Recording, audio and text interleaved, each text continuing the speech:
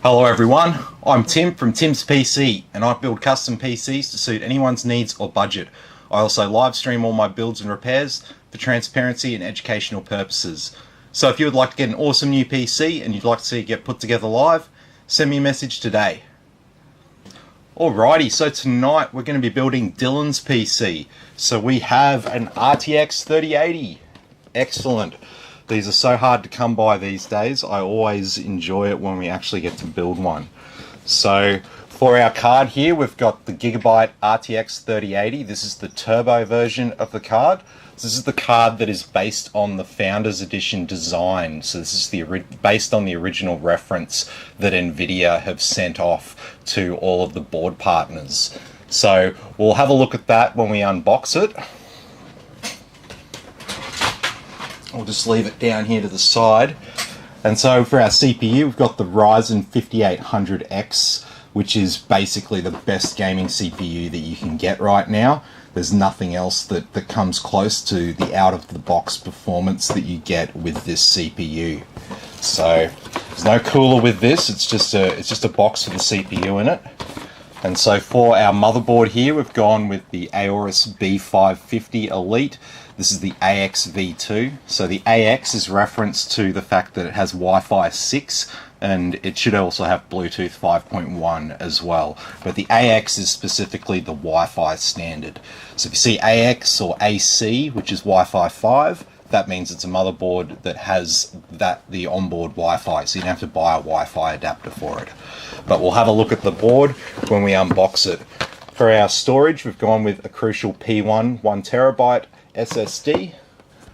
And for our case and everything else, I'll show you this. This is just 32 gigabytes of Aorus 3200 megahertz CL16 memory.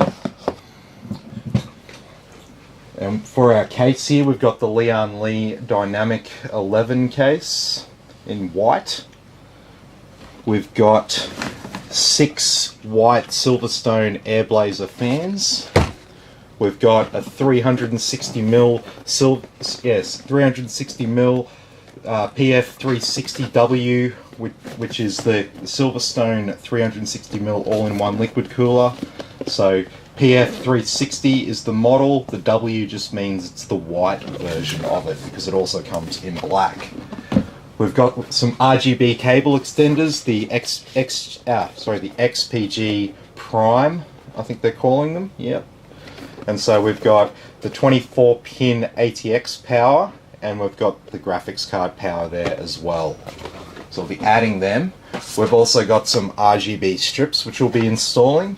We'll be powering it all with Cooler Master 750 watt 80 plus rated power supply, which, like I say every time I use it, puts out 62 amps on the 12 volt rail and 744 watts, making this essentially a true 750 watt power supply. Alrighty, so that covers the components that we're using today. So let's get started. So let's have a look at this motherboard. Let's see what we get in the package. Just lift out this tray. And so we got some SATA cables which won't be in use for this build. We have a Wi-Fi antenna. We have my favorite little clip. And nothing else. We've got an Aorus badge which can go on the build if you want. Other than that, not much really in there. Take the motherboard out. Let's put this back.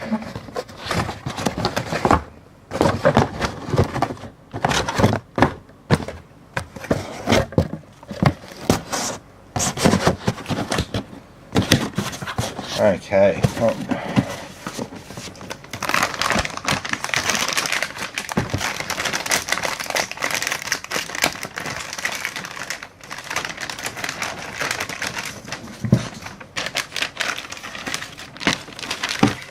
So here we go.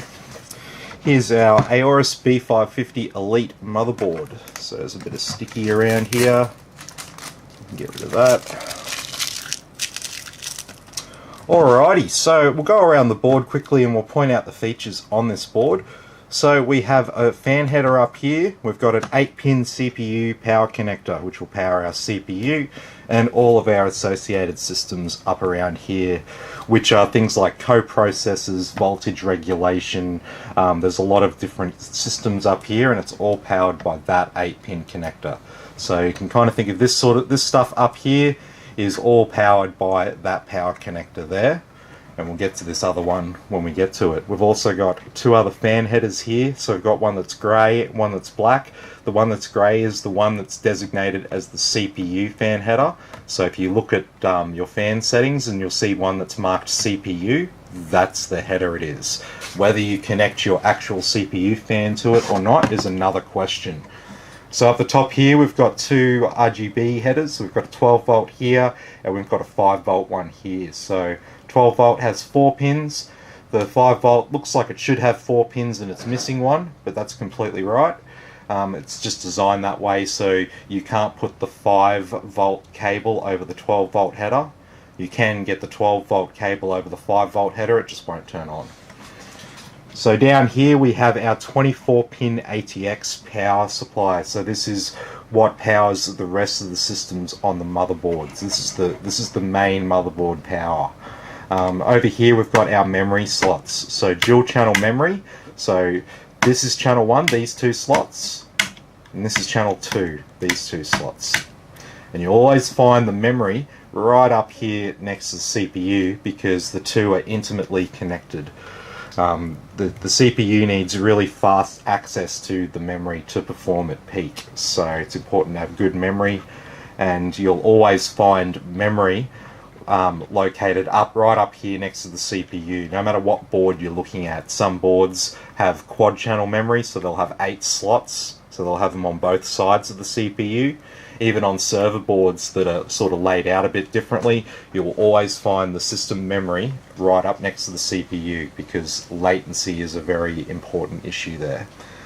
So down here we have a couple of SATA ports. So we've got 2 here that are facing up, and we've got another couple here that are facing sideways. So depending how you want to plug those in. SATA is becoming a less and less used interface. It will eventually go the way of IDE, I would say. Down the bottom here we have our front panel connections. That's what all these little pins are here. We've got these 2 other pins above it. This is the clear CMOS header. So if we were doing a lot of overclocking and stuff and tuning it, we could actually hook the reset button or the power button onto that header and then turn our reset button or power button into a clear CMOS button. Because all you need to do is touch these 2 pins with the end of your screwdriver and you'll clear the CMOS. So the same thing as if you put the reset header over those pins, it just turns your reset button into clear CMOS. And if you're wondering what CMOS is, it's the memory that the motherboard has that will allow it to remember what's connected to it, so that every time you turn on the computer, it's not like it has to work everything out, redetect everything that's connected to it. It can actually just remember what its like most recent configuration was, and so then it can start up faster. Because if not, every time you turn on the computer would be like the first time you built it, and the motherboard would take a little while to recognize all the things that are connected to it, and it will probably restart a couple of times before it eventually turns on. That'd be a real pain in the ass. So that's what CMOS is there for, and the reason why you might want to clear it is if you keyed in overclock settings that failed and did not work effectively, and that's your reset button to get it all back to factory settings. And so this one here, this is a USB Type-C front panel header, which we'll be utilizing on this case because it has that connection. We've also got a USB 3 here, we've got 2 USB 2s, we've got trusted platform module, we've got another fan header here. That brings the total on this board to 4 so far. We've got 2 more RGB headers here, 12 volt and a 5 volt. We've got an LED header here, and this one down here is our front panel audio. So front panel audio is always located down this part of the board because they always put the audio system this part of the motherboard. The reason why it's always located down here is because they've worked out that there's the least amount of electromagnetic interference in this area, keeping it away from high-powered systems up here. So the reason is because sound, electrical signals, they can be interfered with other EM radiation. So other electrical systems here can affect the quality of our audio. That's why we've got these high quality capacitors with this insulation on the outside of them and stuff. They're the audio capacitors there. So it's all on the back of the motherboard. Even if you had an older computer, you'd always find the audio down the bottom of the motherboard there. It's been a standard design for a very, very long time. And so if we have a look at the rest of the back of this motherboard, so we've got 2.5 gigabit Ethernet on the motherboard there, which is good. We've got 5 USB 3.2s there. It's a little bit of a shame we don't have USB-C. Got a BIOS flash button there. It looks like that port there is for BIOS flash. We have a HDMI and display port out on the motherboard there. These will not actually be in use in this build with this configuration, so we're actually going to stick a couple of plugs in there so it's clear that these are not in use. So I think it's a HDMI.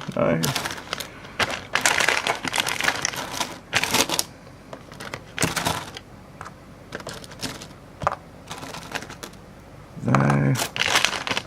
More display port ones.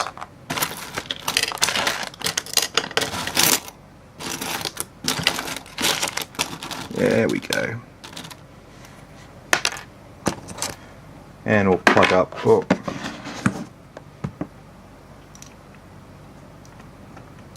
And we'll plug up the HDMI port as well.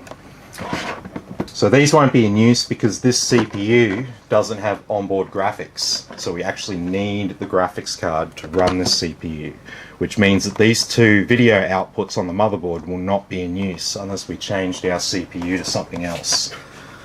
So these two are for our Wi-Fi and Bluetooth, and these last two here are a couple of USB 2 ports, so we'd use them for like a keyboard or mouse or something like that. And that brings us to this stuff in the middle here. So we have a 12 volt RGB header, we've got another fan header down here as well, which is handy, and then we've got our PCIe system. So we've got a couple of M.2 slots, which are PCIe X4.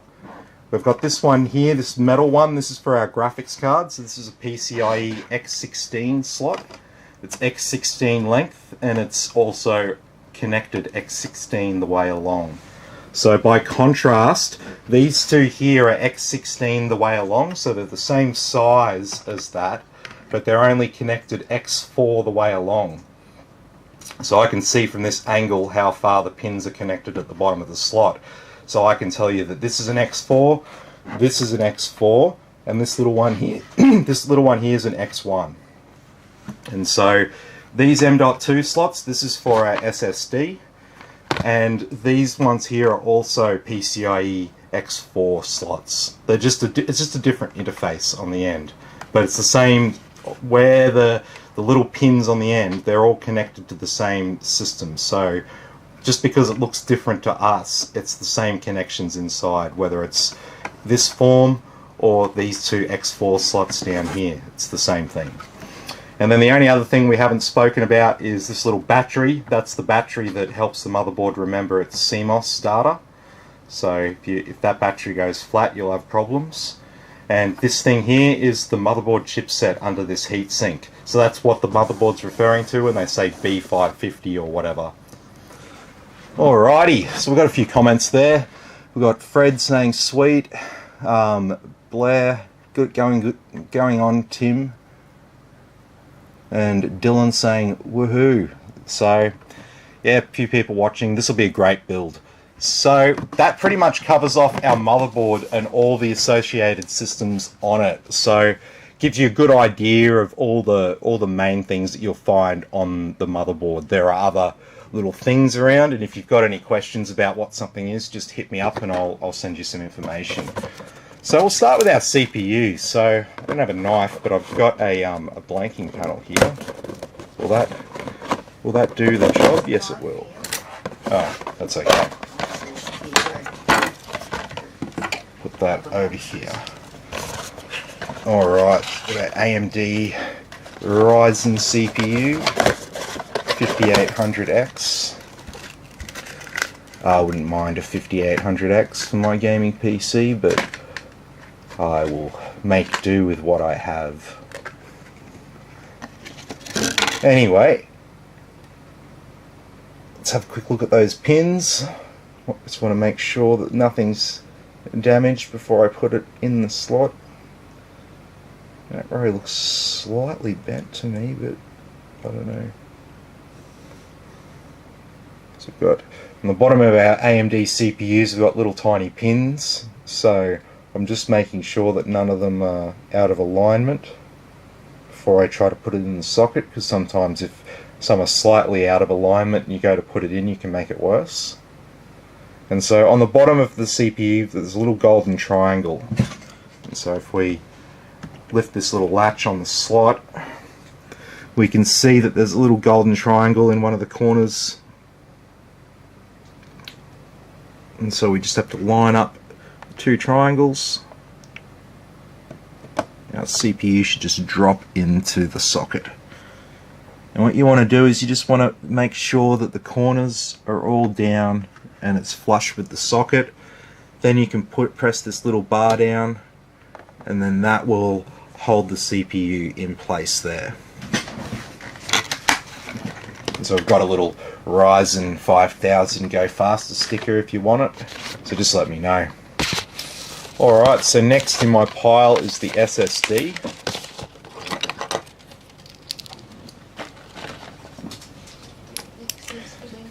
Hey Nick, how you going? Yeah, you guys should be able to come pick that PC up tomorrow. I'm going to do it. I've been meaning to for ages. But should be pretty happy.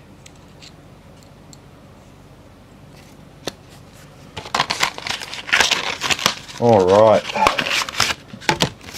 So this is our 1TB SSD. Little tiny thing. You can get them up to 8TB capacity. This is the new type of SSD that we use now. I won't even sell a system that doesn't have an M2 SSD of some sort. Yep.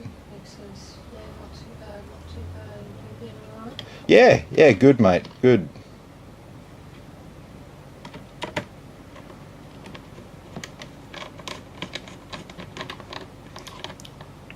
Alright, so we've got our M2 drive installed, so there's this little bit of plastic on the bottom of this heat spreader, and there's a little thermal pad there.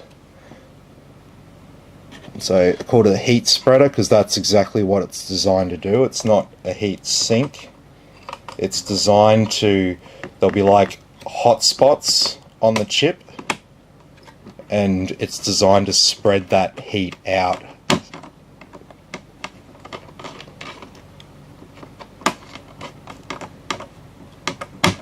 There we go.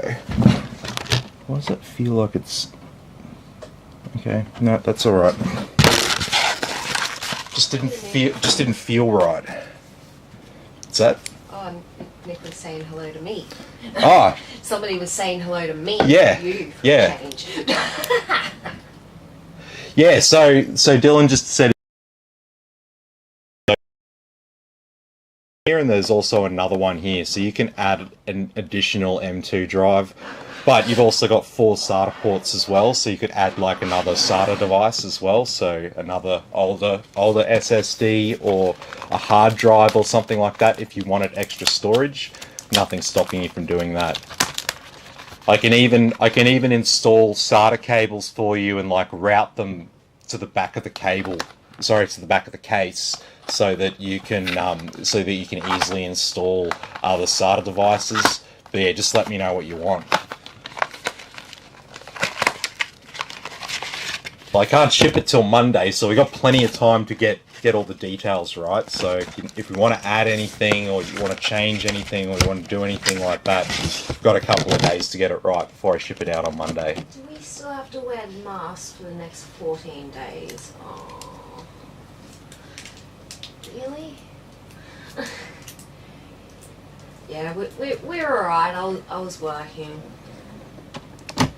I don't. I thought it was all over. The masks and stuff.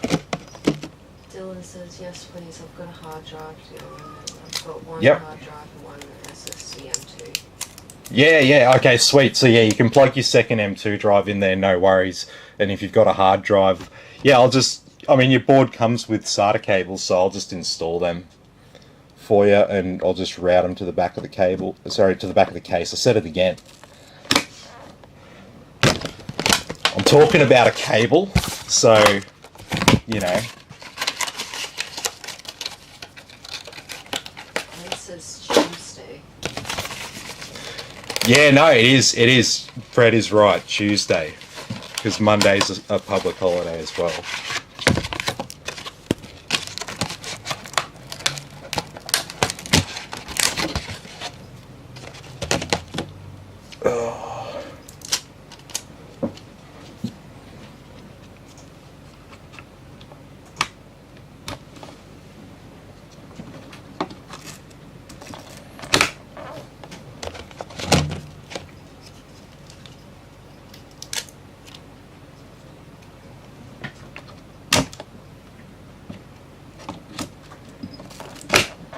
There we go.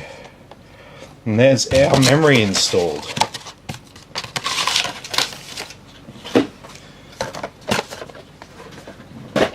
So now we've got our SSD installed, our CPU installed, and our memory installed. Spit it out. We can now turn our attention to the cooler.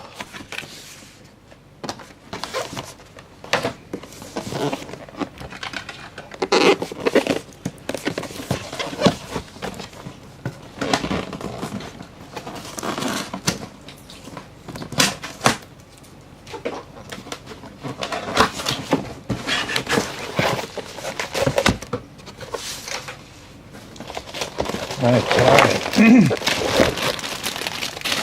So we got a few Silverstone white air blazer fans in here, and they're the same fans as what we've got here, so we're going to have completely uniform fans for this build, which is nice. And it keeps our RGB ecosystem nice and simple as well. Because unlike when we use something like thermal tape, which I don't mind their RGB stuff, we don't have any strange proprietary connectors here with Silverstone. Silverstone just uses the standard generic 5-volt, 3-pin, the same header that's on the motherboard. There's nothing complicated about hooking this up, and all of their fans can be daisy chained. So no issues there at all. So one thing we will need to work out is our orientation. So I would be thinking something. And Nick is right. We do have to wear masks until the 15th. Really? Yeah. I just read it. To the 15th. Oh, fuck's sake.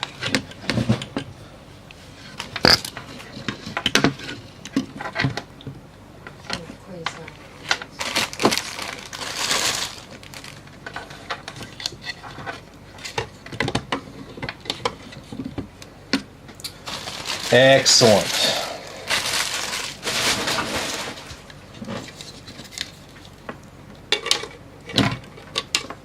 I think everyone's just over it.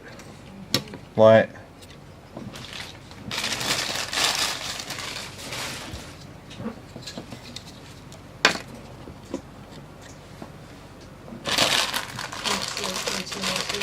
PC the other day, and I only had 10 freaking RGB fans. well, this has got 9. 10 if you include the block on the cooler as another RGB fan.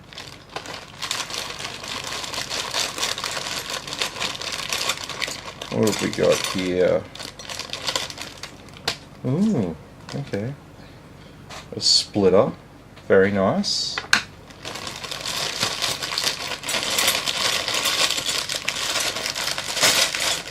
A fan splitter.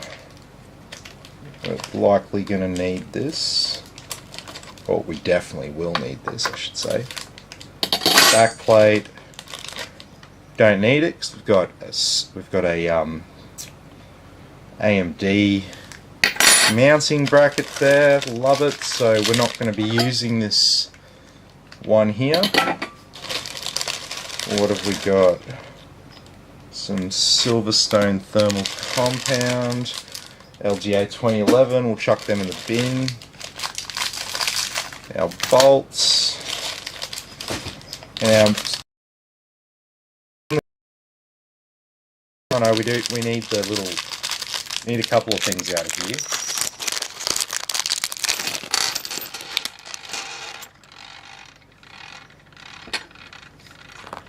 Alright. So first we're gonna remove this Intel bracket. Don't need that. And we're going to put on this AMD bracket. And then we've got these little things here. So we just put one of these bolts on the end of it. Just screw it down lightly. And where's the other one? And on the other side do the same thing.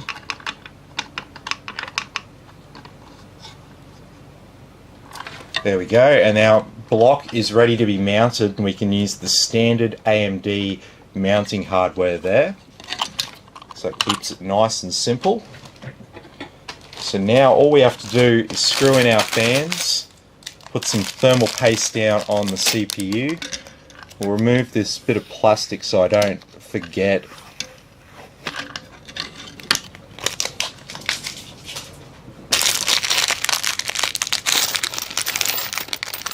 Alright. Yeah. He says I can't talk though because I ain't having the vaccine. You don't know if it works or not. Yeah. Well, most of the world's going to get it before us, so we're gonna know if there's any problems. That's the thing about Australia, where when the government's got to pay for all the healthcare, they're going to be a little bit more skeptical on any sort of new drug or new treatment, because if it ends up screwing people up and hurting people, the government's going to be the one paying for the healthcare in Australia. So they're a little bit, yeah.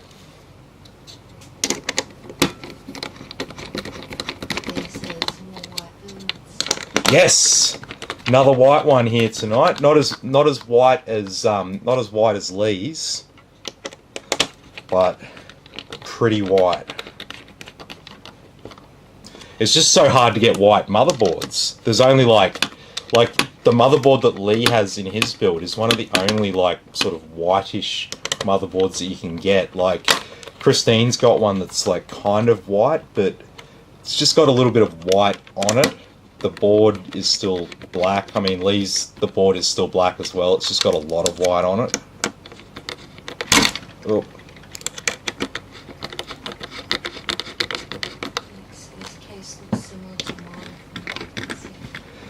Yeah, so this is the Leon Lee Dynamic 11. So if you saw Lee's build the other night, the other all white one, it's the same case as that.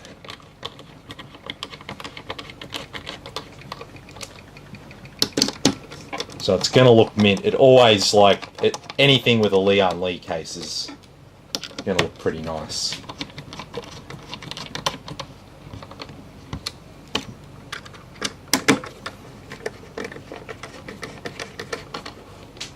Alrighty, we've got our fans mounted. So, we've got some thermal paste around here somewhere. Use some high performance stuff. Or higher performance. before someone goes, oh, it's not the most high performance thermal paste. This is better performance. So answer me this, which is better performance, the Stocko thermal paste that you got with the cooler or the Arctic Silver thermal paste? Nick says he hasn't had a chance to catch up. Oh really? Oh, you got to see Lee's. Lee's is awesome, mate, and I know you like white PCs, so I know you'll definitely appreciate Lee's.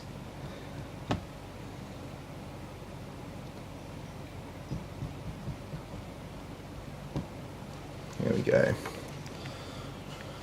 Nice even covering. So our cooler's going to be like this. We can orientate it like this. And so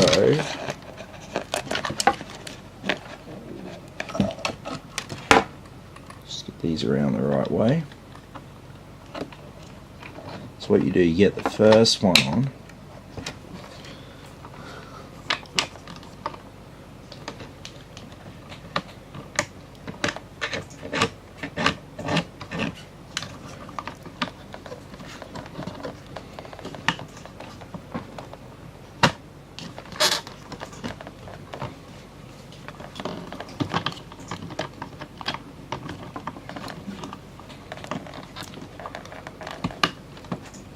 Oh, what have I done? Have I got this on the wrong way?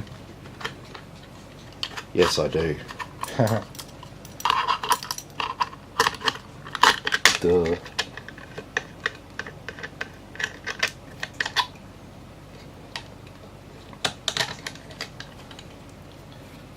So this doesn't feel right.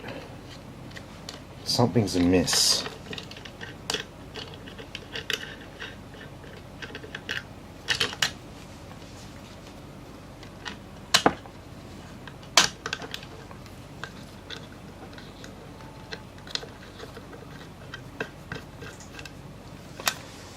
Okay, now that we've actually got things right.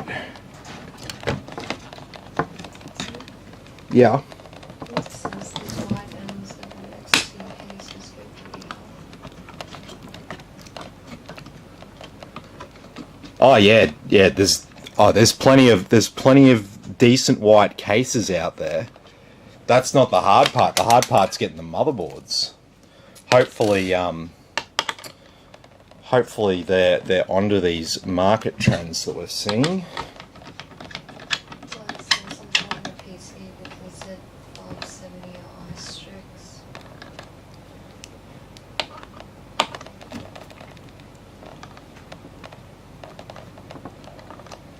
Oh yep. So you're going with a micro ITX build? Is that what the I represents in that that number that you're mentioning?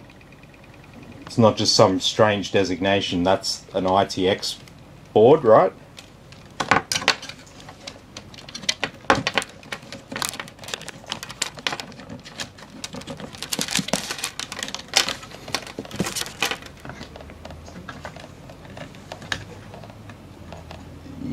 Yes.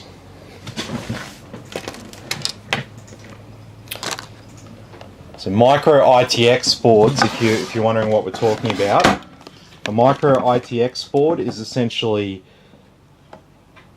cut off just below that graphics card slot, and then it's only got 2 slots of memory, and it's cut off around there, and it just has 4 bolts that tie it down. It's about as small as you can make a standard motherboard. Any smaller and you're getting into basically Raspberry Pi territory. Alright, so our board and cooler is prepped there, so that's all done. We can turn our attention to the case. So we'll leave our extenders for now. Just got a power supply, 6 fans and some strips to install now.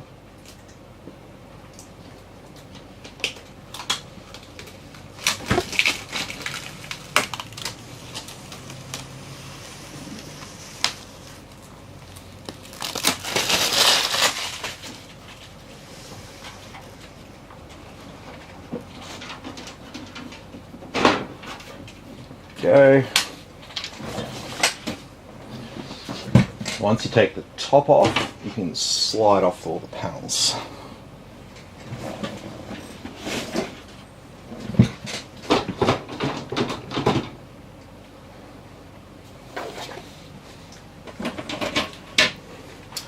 There we go, so that's our case, if you haven't seen it before. And I should probably remove this as well.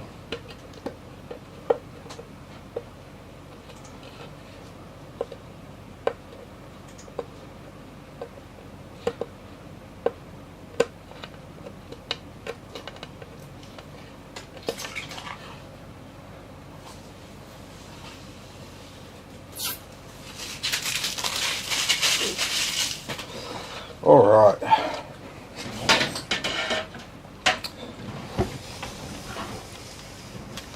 So there we have it. Plenty of room for cable management at the back there. So this case is great if you've got a lot of RGB and stuff like that, because it's no dramas stashing away big bunches of cables and stuff at the back there. And so our power supply just sits in down there. We can put our 3.5-inch hard drives up here.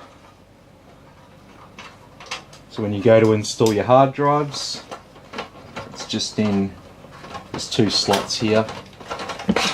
This first one, which has our mounting hardware in it. Take out.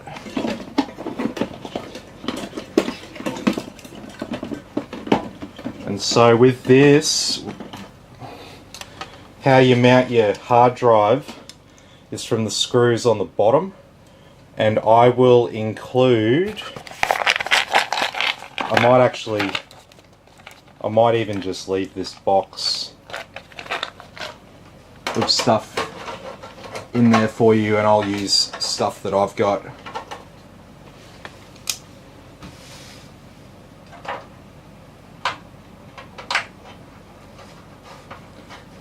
There we go.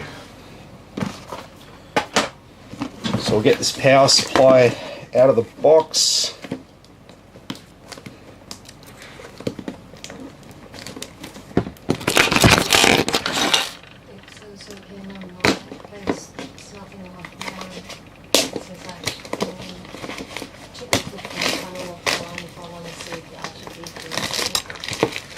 Yeah, no, well this is a cool case because you can remove both of those glass panels and you can run it as an open deck case if you want.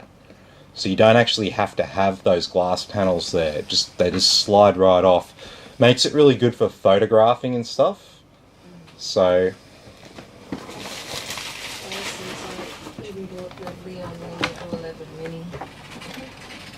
ah, yes, yep, yeah, because this case comes in different sizes as well as different colours. So you can get a black one and a white one, and you can get it in different sizes.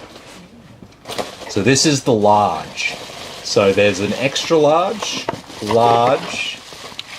I think there's like basically a medium, which is like a micro ATX only case, and then there's a mini, which is a mini ITX case, which is the one that Blair's got. So there's a few different ones, and it's rare to find one retailer that stocks every single one of them, but they are out there. So it's like the retailers, they make decisions on the numbers, and they go, man, are we really going to sell every single variant of your case? That's a lot of space that we have to allocate in our warehouse for your stuff. How about we just go with this one, and this one? And that's what they seem to do, unless I can't think of who Leon Lee their places in one shop, but it's certainly not Scorp Tech, it's certainly not PC Case Gear, it's certainly not Umart. So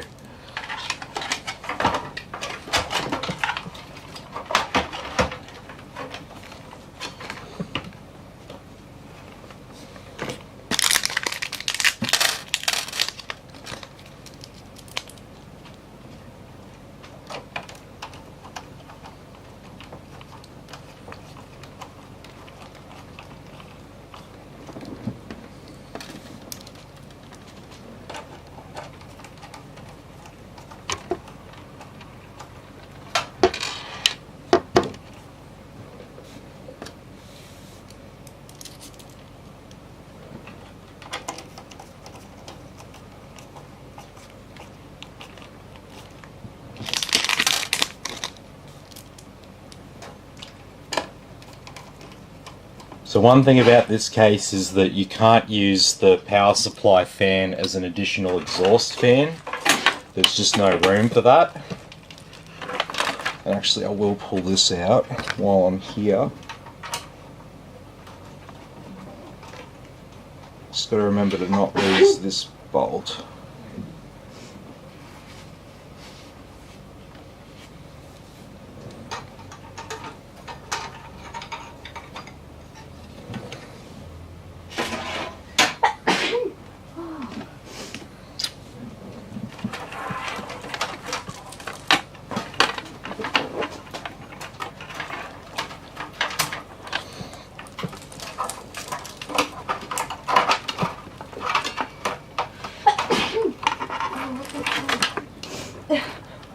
Oh shit, look. Well done myself a mischief already.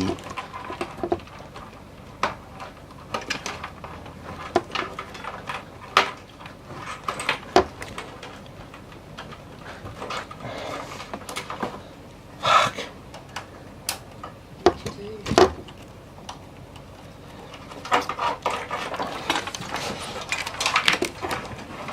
I slide the power supply down, one of the cable headers is just over the edge and I can't get it out.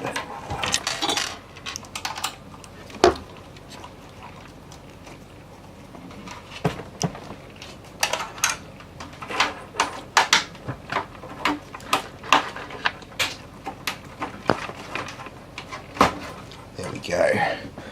Look at that, I got it out and I didn't actually fully undo any screws.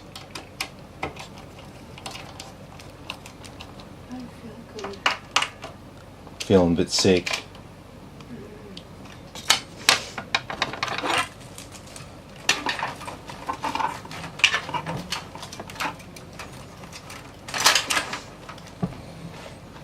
Alright, so we've got our power supply installed now, so we can go and install these fans.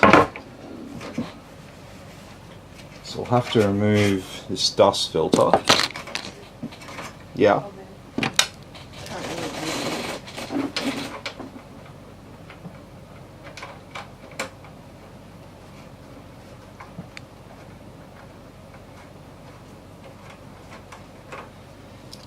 Dual 3090s.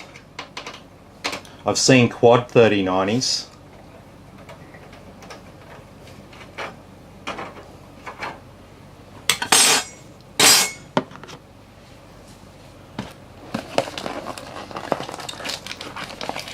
That's like 20k plus territory.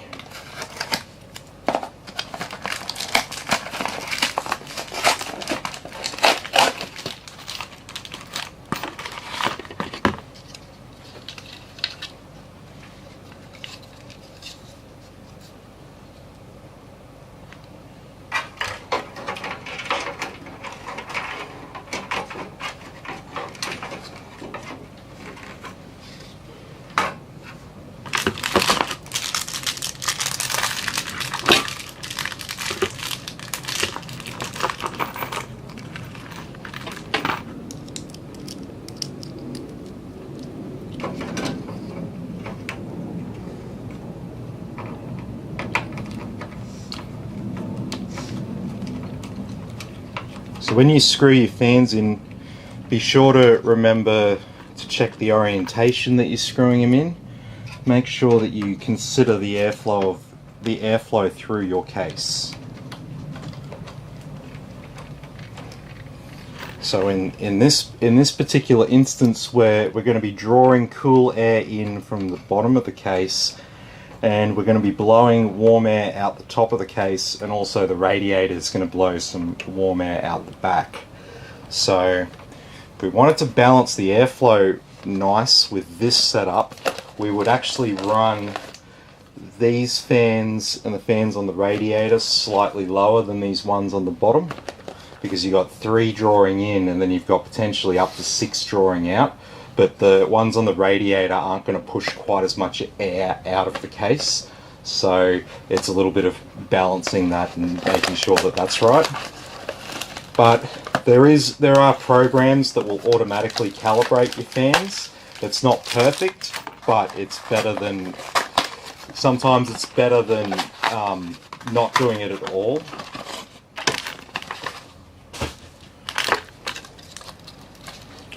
So these ones can also go in here.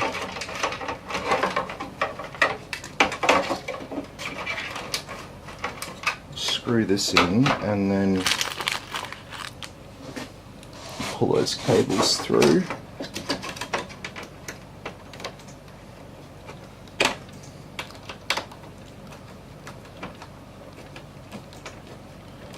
So there is another case very similar to this. It only comes in black. It's called the Antec P120 Crystal. And on that case, you can actually fit 140mm fans to the bottom. So the big ones. So if you wanted really awesome airflow through that case, do it with 140s. And I think you can put a 140 up the back there. You can have a 360 mounted inside. Yeah, it'd be a pretty good setup.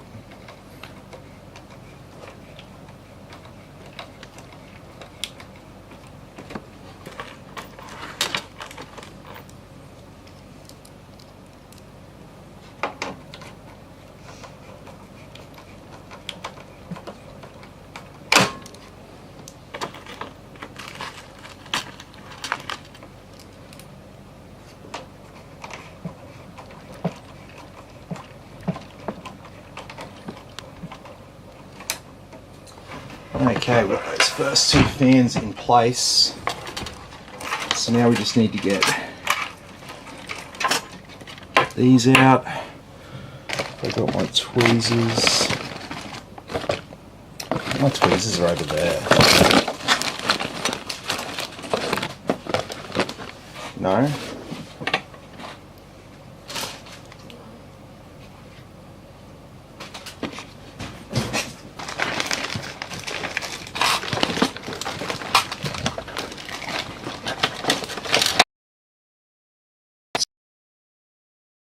What I've got.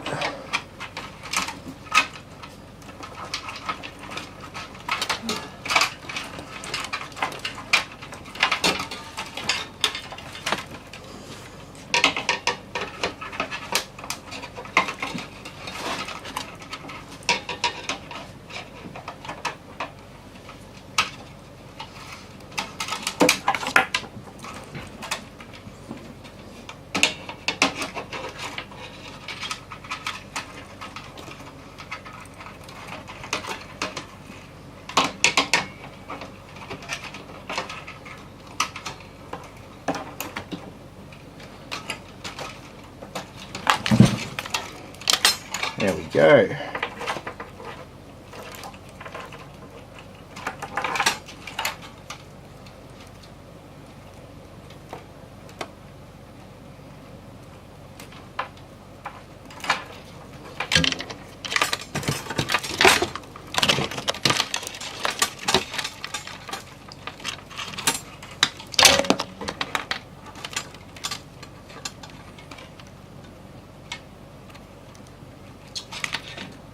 Through those wire ties. Alright, so we've got these four through.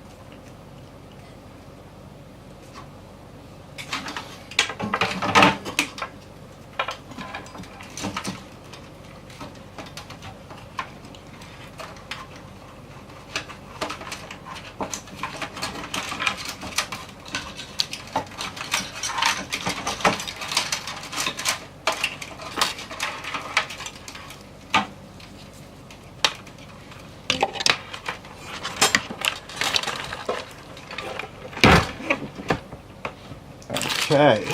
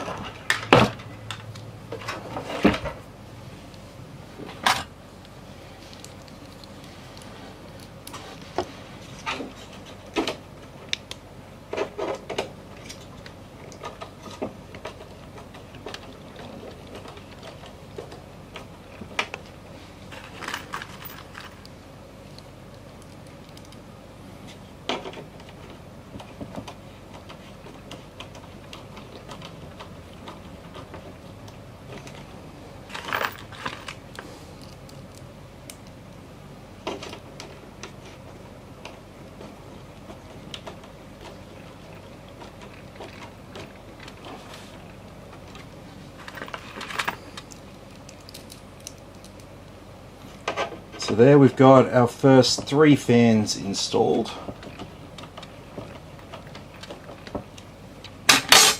Put our dust filter back on. There we go.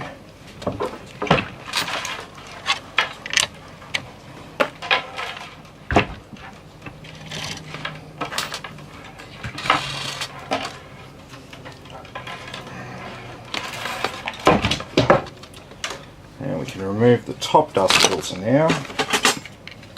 And we got 3 more to do.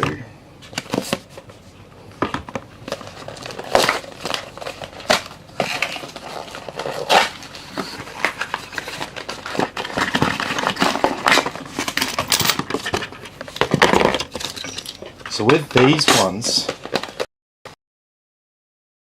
all the cables down together because we don't have enough holes for them.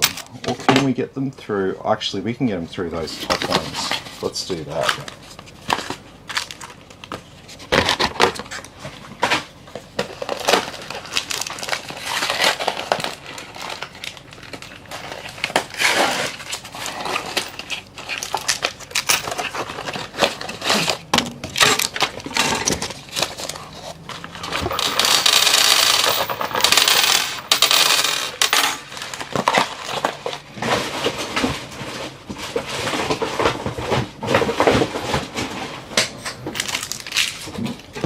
Okay.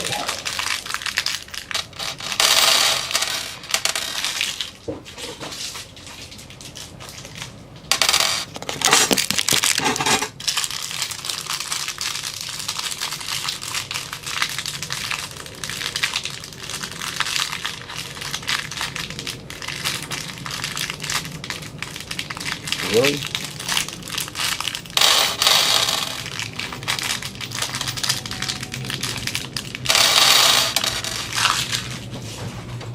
Okay.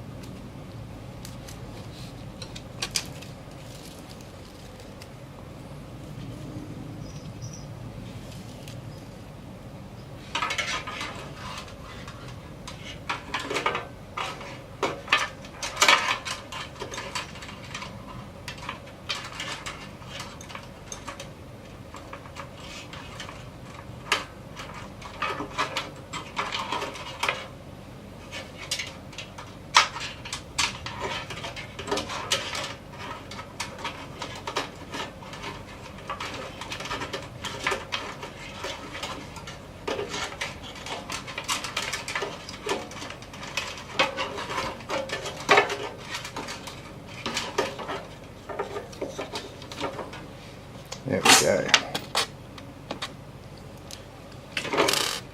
Actually, let's get the second one fed through as well. So once I tie that down, it's going to be way harder to do this.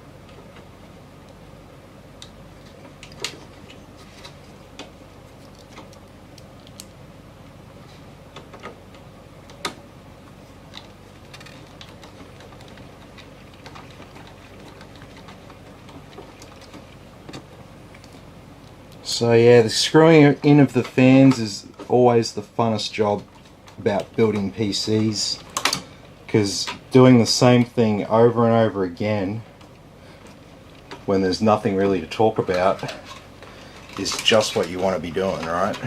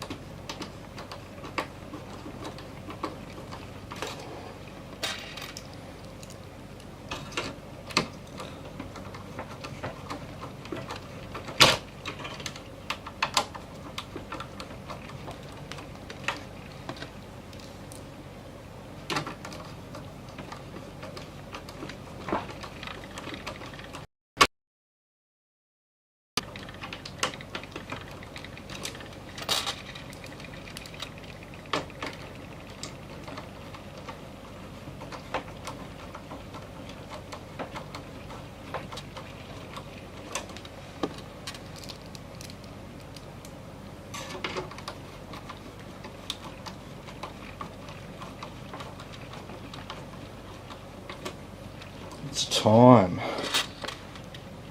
7:30.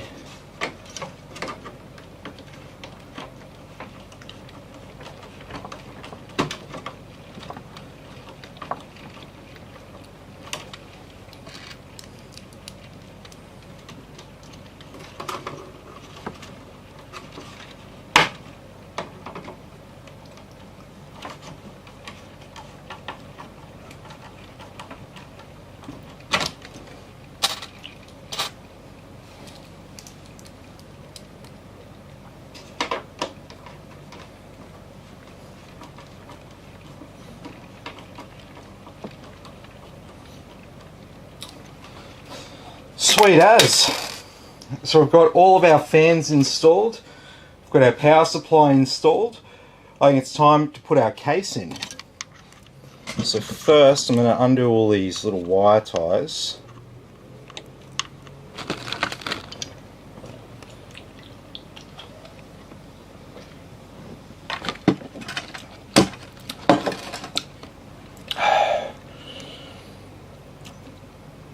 Keep myself energized.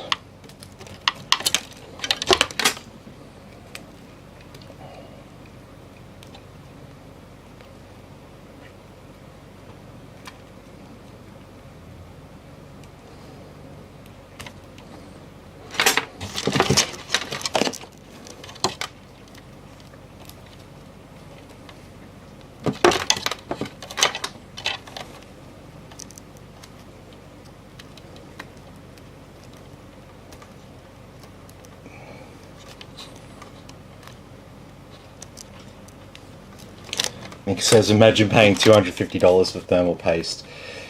Yeah, well, you can get some very expensive compounds. Look up liquid metal.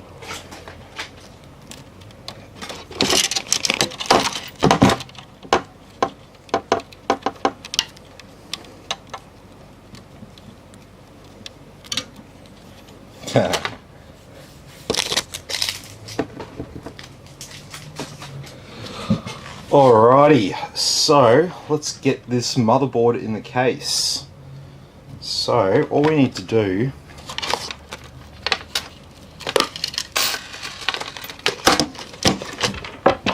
is let's get these power supply cables. Fix them off over there.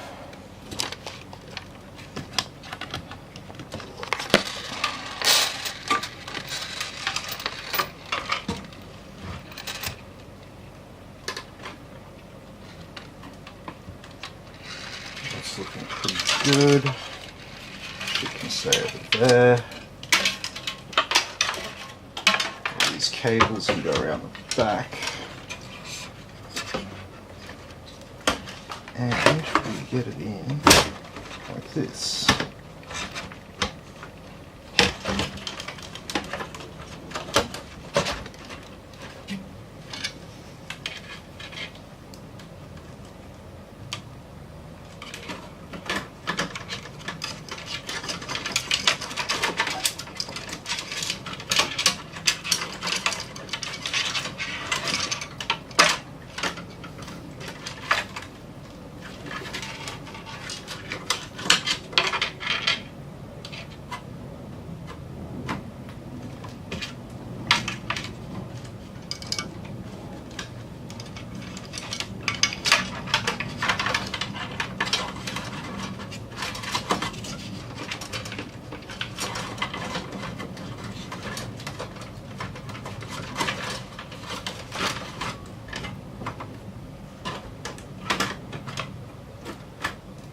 Okay, I was just feeding one of the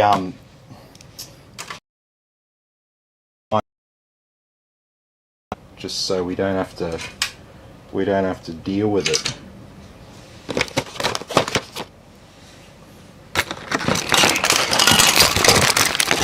Okay, let's get my magnetic screw bolt.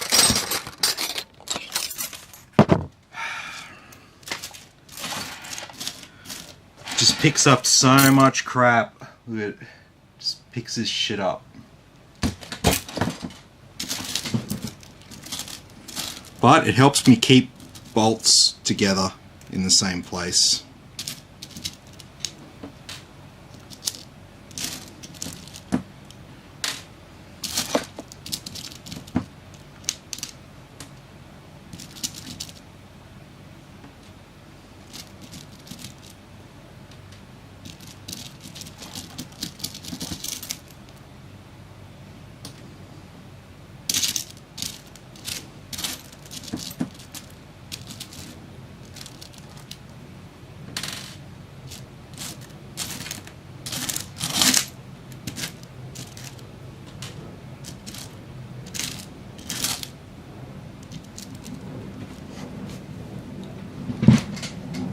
Okay, so we've got a standard ATX board and a standard ATX case, so we just need 9 screws.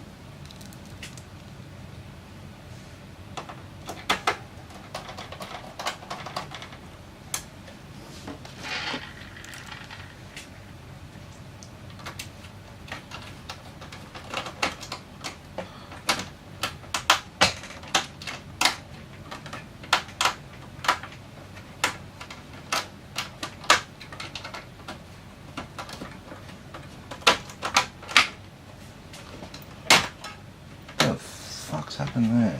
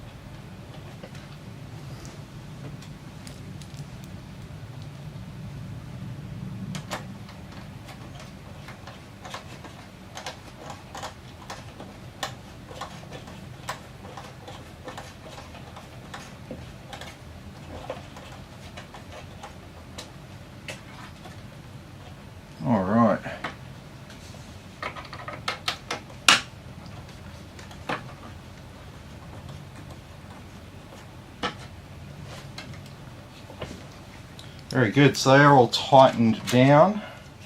So now what we can do is we can attach the cooler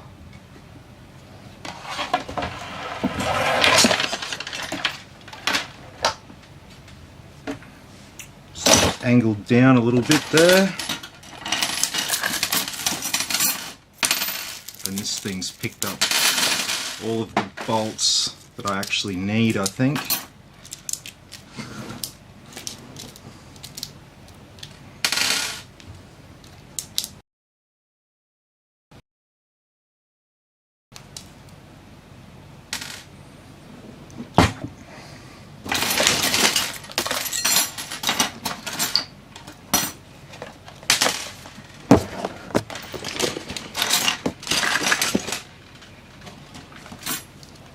Okay, so we got all these fan cables and stuff out the back. So just try and line them up with where the fans are.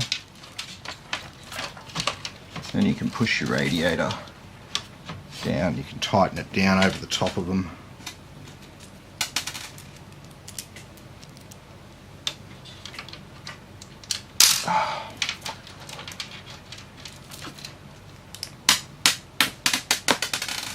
Dropping everything tonight.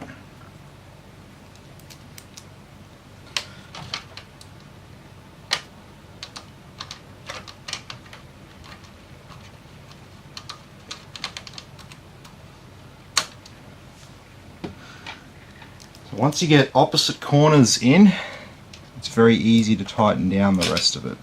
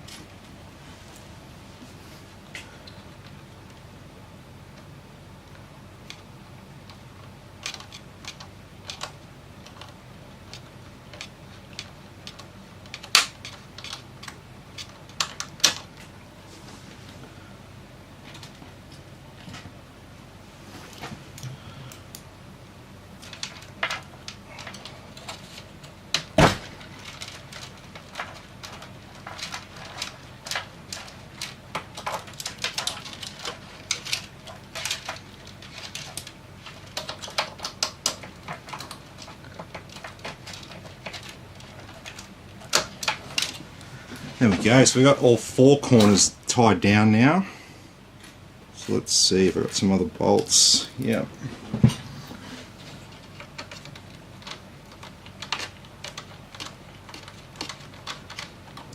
So you don't really have to have every bolt in here. There's nothing wrong with not having every single bolt screwed into it. As long as it's mounted securely is fine.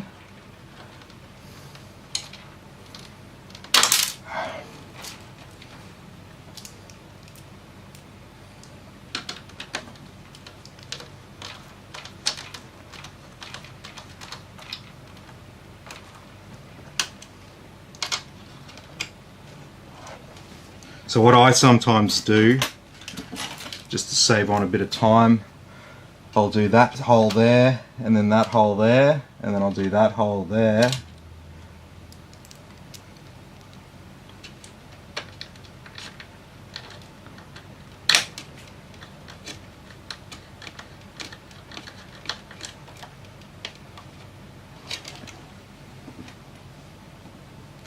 And this one down here.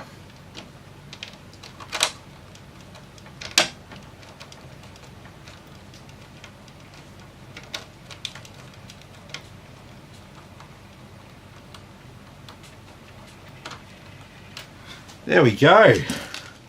So now we've got our motherboard and our cooler mounted, we've got our power supply installed, we've got everything all in the case now except for our graphics card.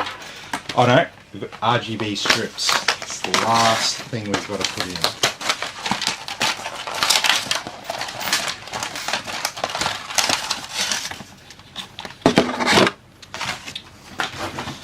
Okay, so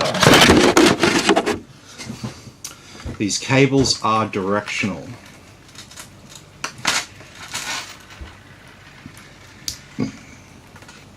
So we do need to make sure that we're running the power from the right end.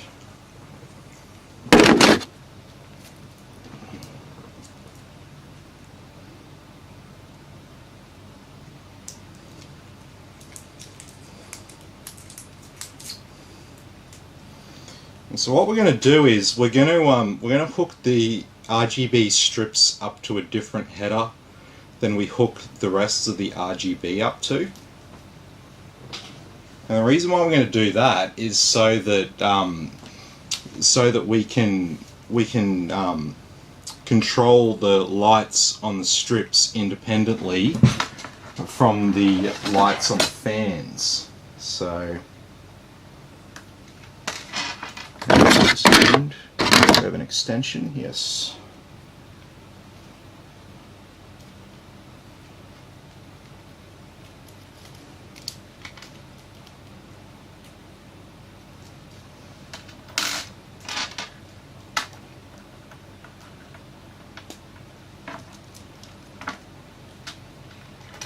Okay.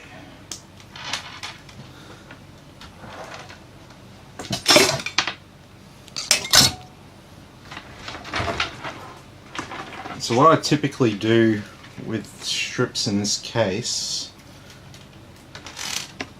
this is what I did in the other one.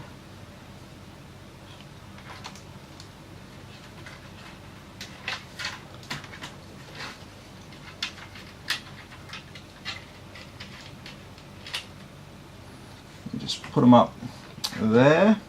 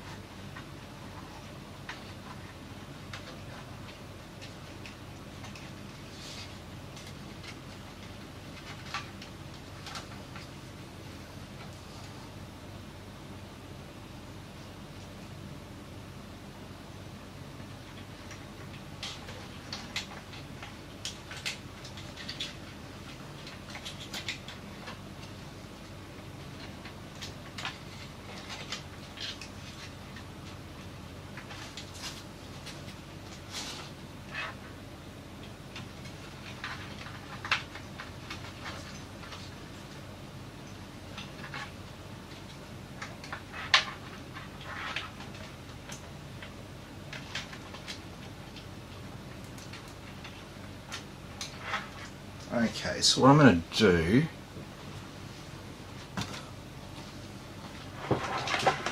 so I want to conceal this RGB cable as much as possible. So I'm going to unscrew the motherboard a little bit there.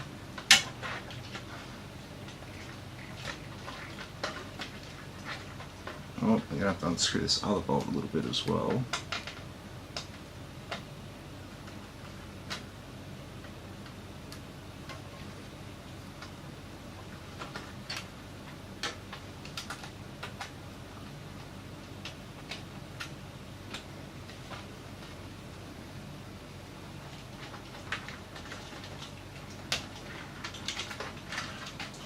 There we go.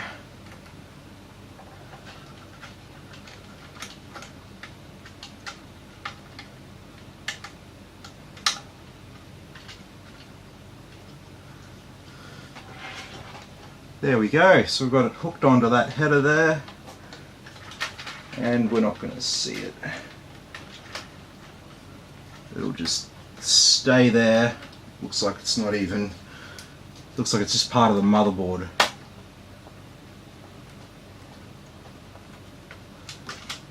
Oh, don't pull it out.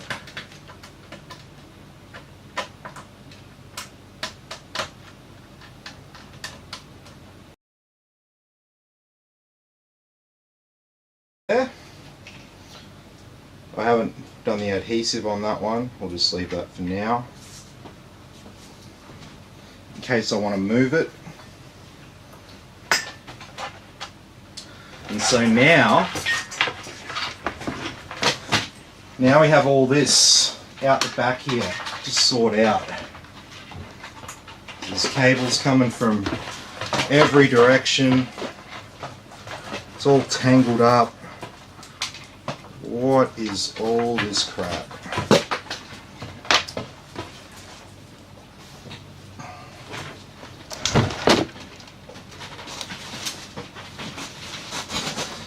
Okay, so let's sort through these cables. Okay, starting from this one here. So we're going to need this one. This is our RTX power cable for the motherboard. So I'm just going to stick that under there for now. PCIe power, yes, we're going to need that. We're going to need some SATA power, but not like immediately. So what I might do, I'm going to stash a SATA power cable up in that 3.5-inch hard drive tray there. So that's sort of there, ready to be used. And so what, we've got a Molex and another SATA here.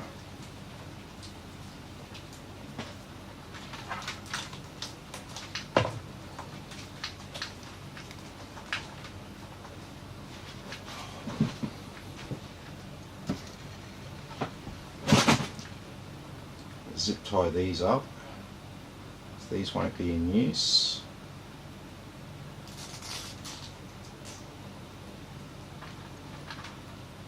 Very good.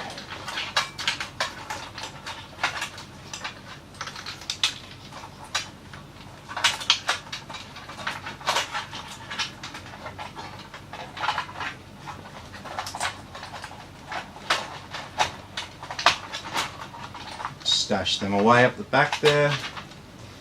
They're out of the way now. And so now we're left with CPU and 2 graphics card power cables.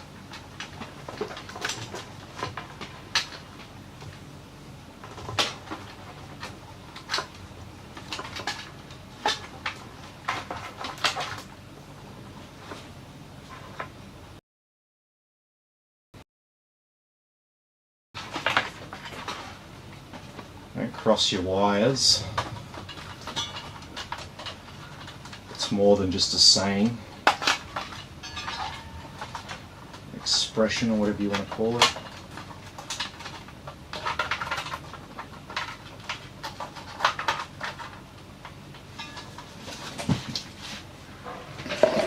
So we'll plug in that CPU power cord.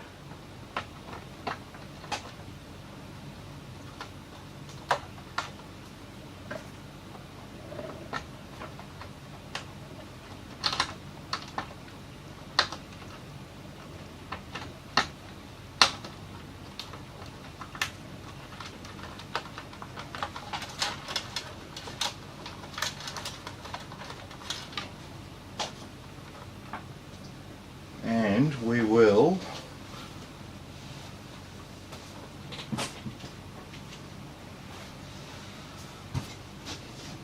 where is it? Got one fan extender here. We've got another one.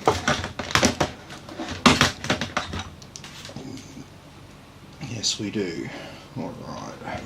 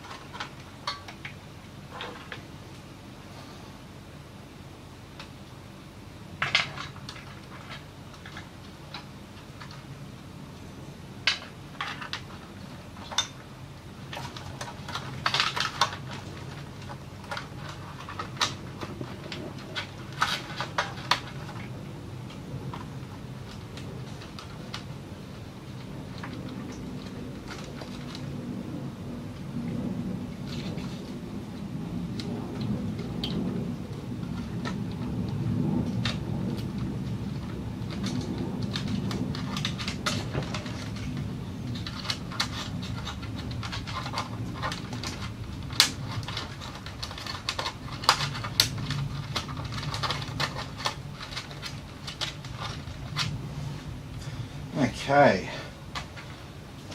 So we've got some fan extenders now. So we've got 6 fans to plug in up here now. So that will sort us out for the majority of the fans, but we will still have some other fans that we'll need to connect.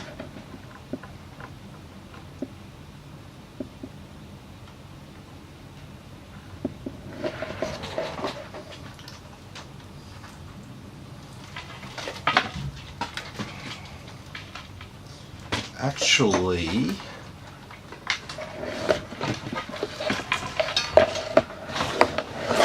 so I've got that fan header up there, which is in a bit of a weird spot. So let's redo this. Let's rethink how I'm going to orientate this.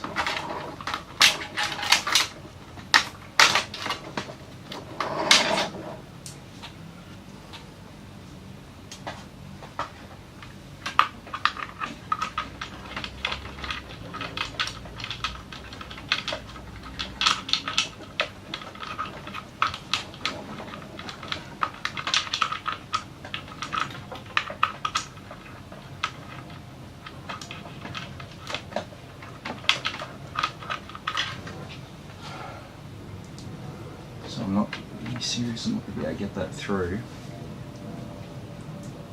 What about this way?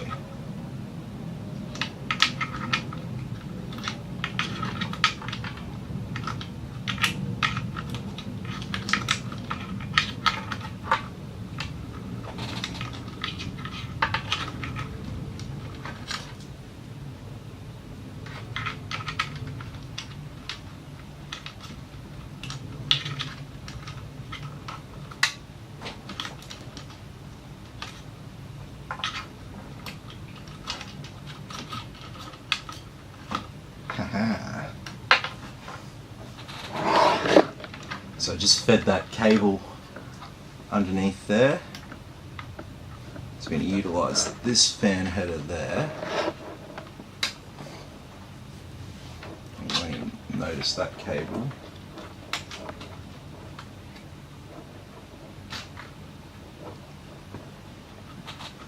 And that can come over here.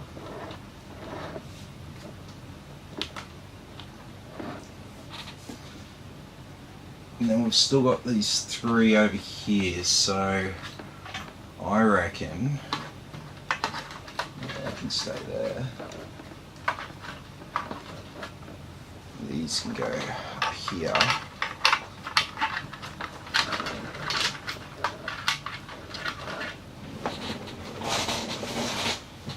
And as for the rest of them, so we've got one fan header down here. Got another spare fan header up here. So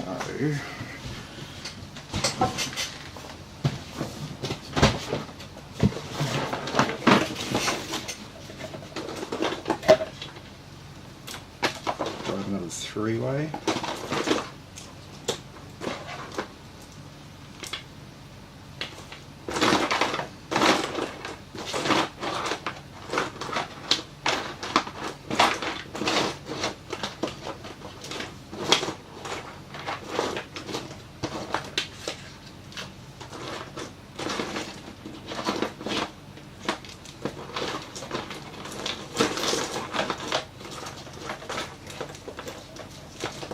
Some random SATA cables in here.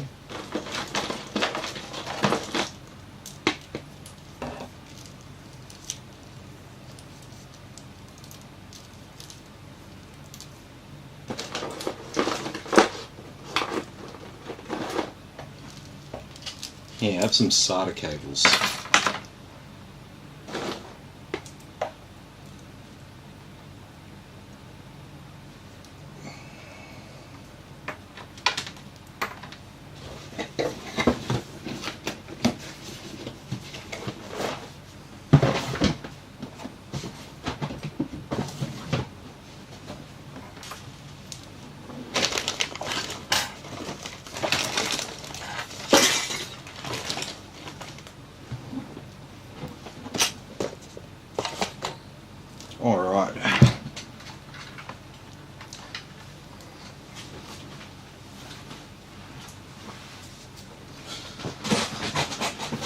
So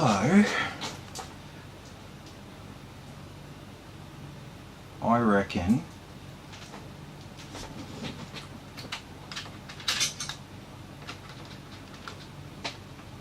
we can seal this. Yeah, that's fine like that.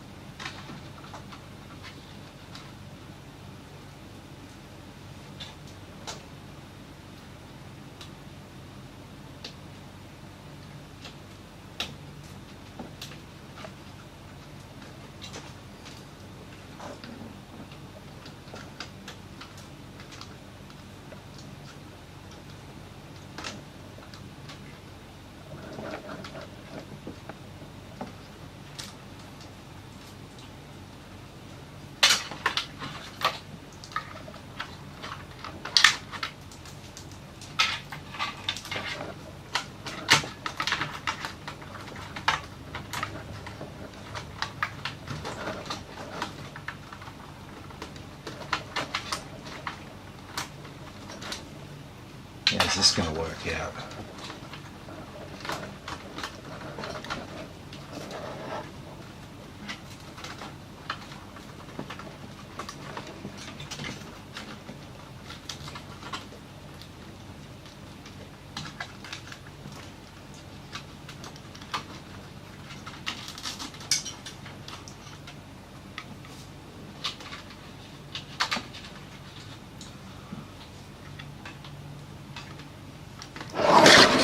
Side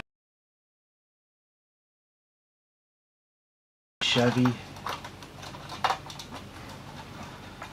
Okay, so we've got all of our fan cables can plug in all in the one area now, so that makes things a little bit easier. So now we can just sort out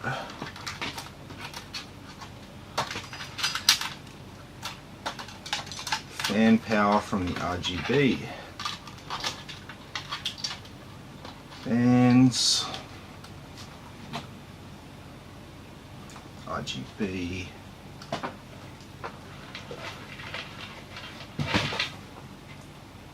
okay, I've got a couple of fans up here. Just tuck them away like that. And these two don't have much room, so we'll plug them in here on one of these extenders. And that can be stashed away in there.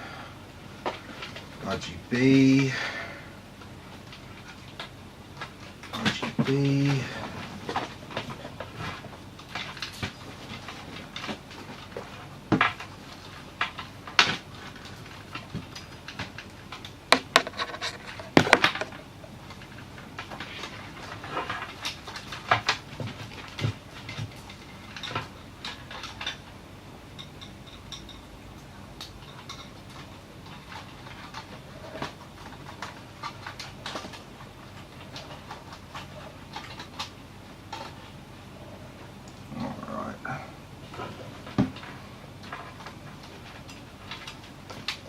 RGB, RGB.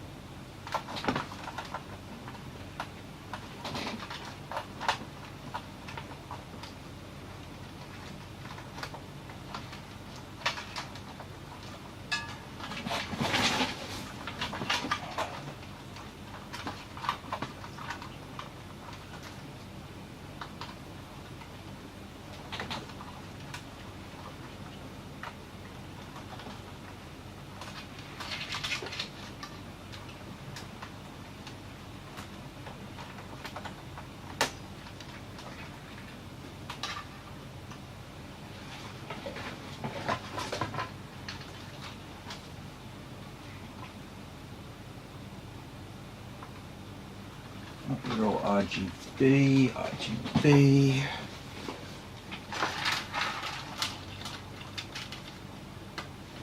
RGB.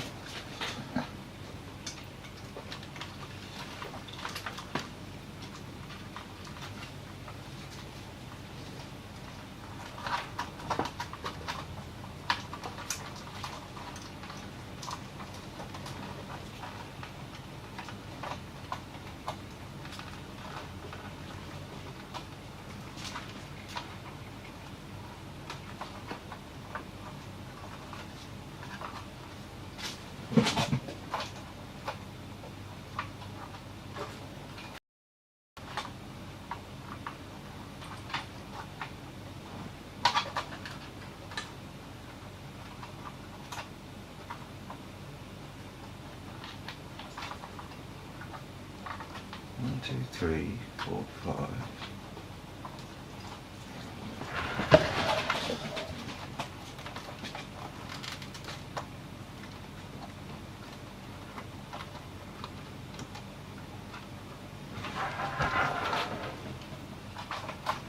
Aha.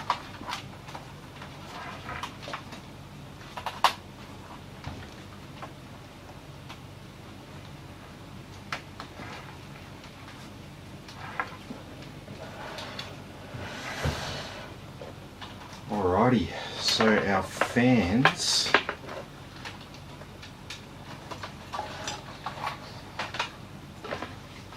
are all in place. It's a little bit messy, but that's why they give you all this room in this case, so you don't have to manicure it.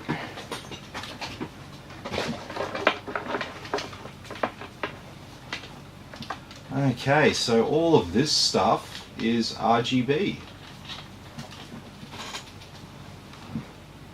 So what we want to do with this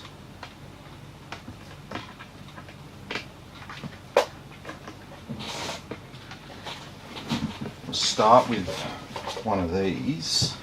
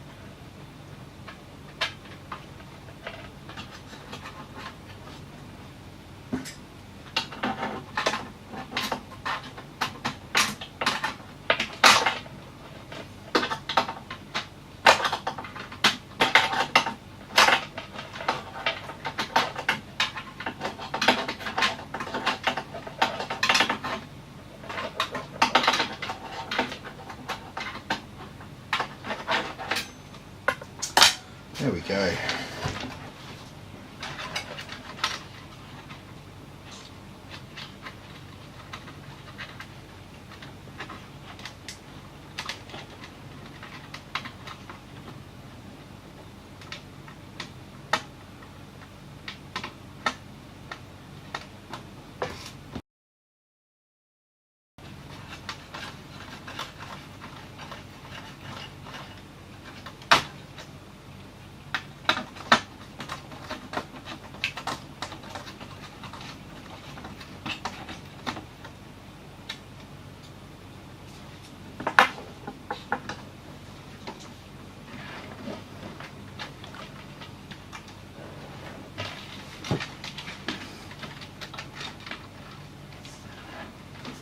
Oh man.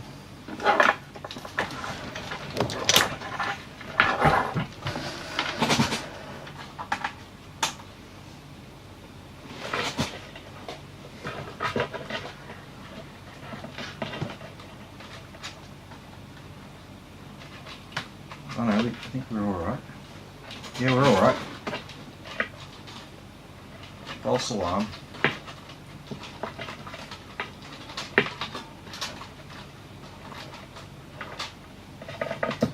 Okay, so this is the one that we've got plugged into the motherboard. And so under here we've got another 3 pins like what we'd find on the motherboard. So then we just have to plug it in like that. We go to the next one.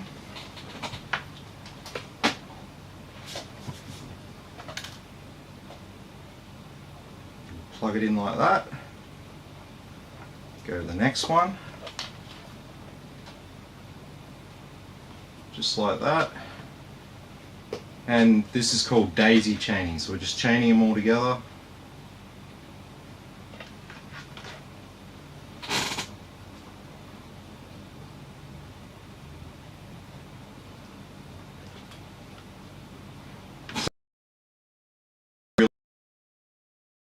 It doesn't work, but sometimes it's okay and sometimes it's not, so we're just going to roll with this as is, and if we have to tweak the configuration, we'll tweak the configuration.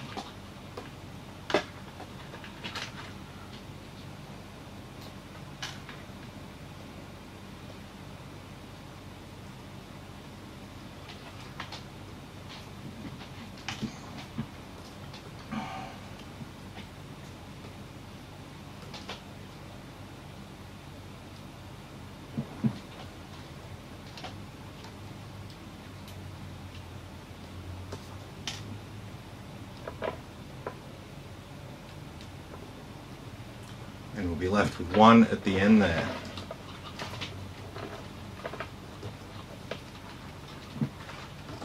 So now, it's starting to get a bit messy out here, but that's, like I said, that's okay.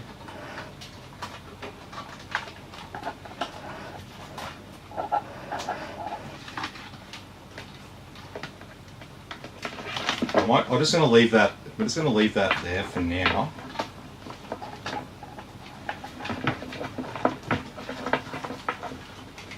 Where these cables. These cables.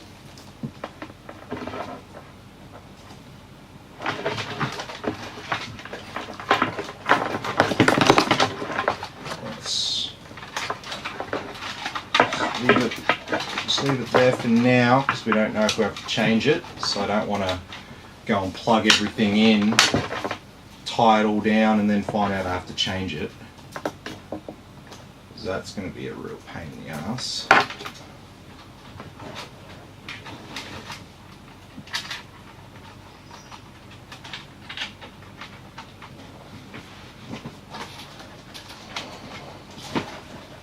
This is our front panel audio.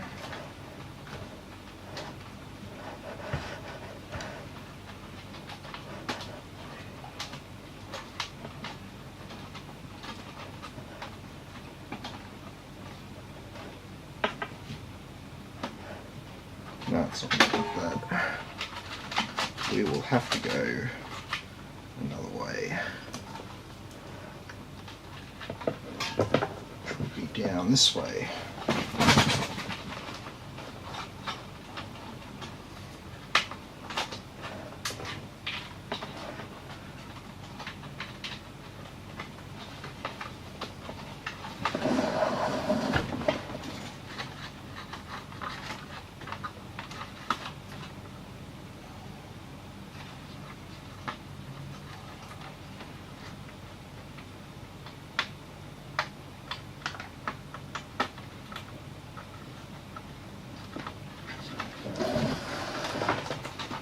Okay, so that front panel audio cable is in.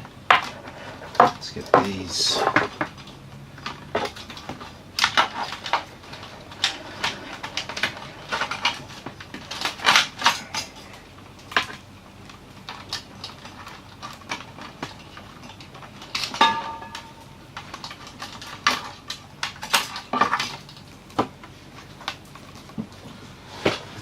Okay, so it's, without it being really organised, you can see that we've definitely made a bit of progress here.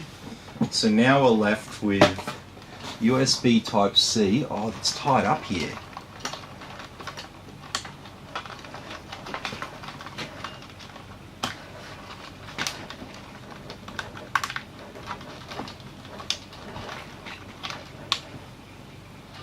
Big old nasty bit of metal up there. Alright.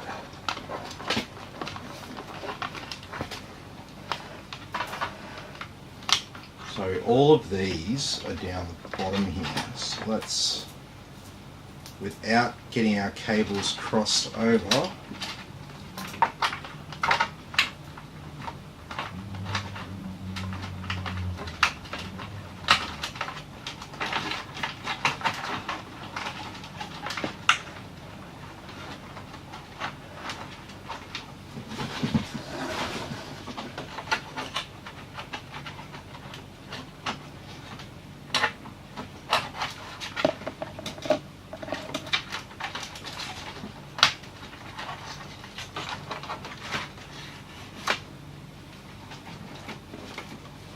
alright, let's do our front panel connectors here.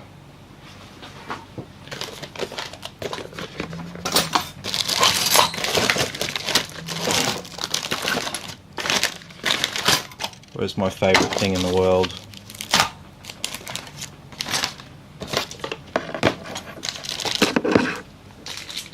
No.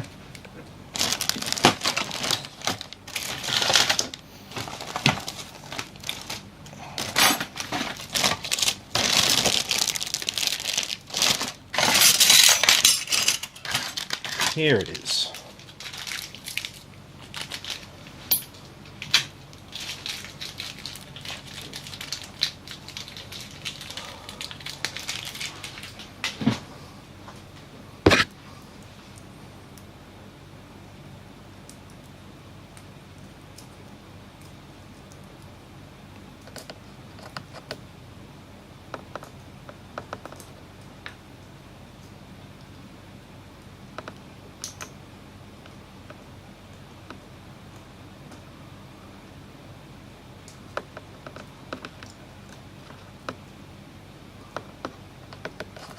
And HD LED.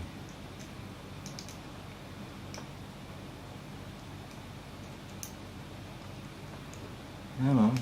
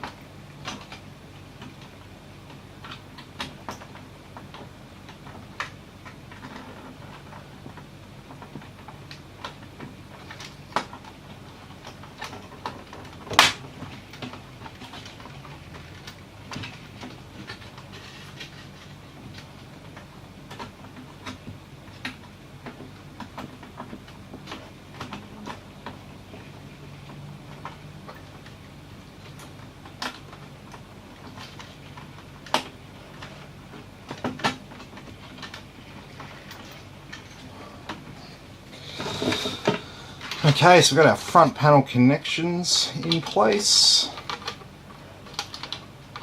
Like I said, we'll worry about the cable management there a bit later.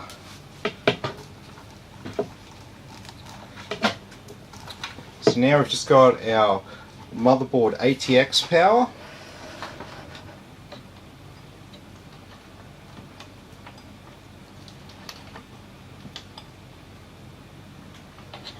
Actually, we've got cable extenders.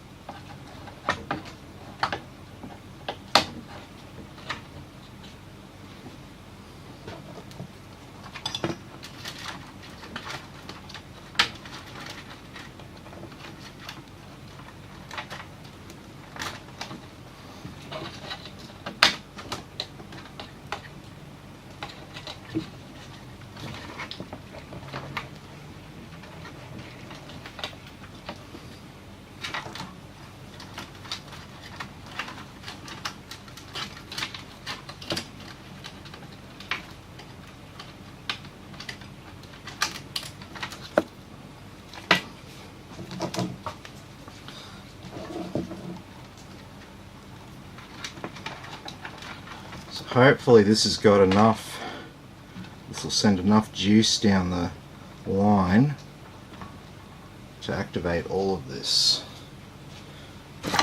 So I've also got some ones for the graphics card here as well.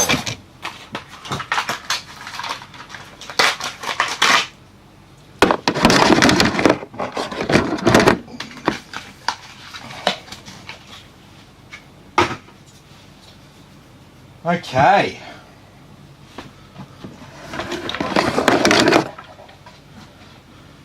So a little bit of cabling to tidy up and stuff like that, but we're pretty much there. Unfortunately, my number one assistant is not feeling too well tonight. She's gone to lie down.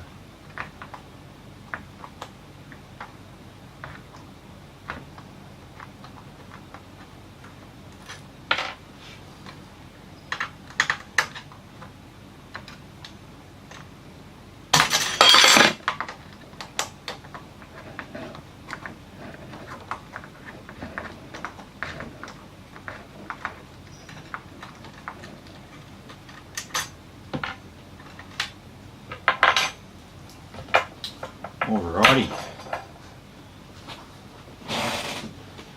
Now why do I get the feeling that I can't run the cable like that and I have to do it from the one above?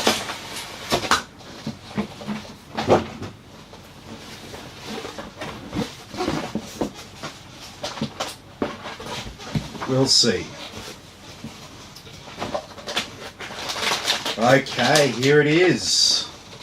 Whoa.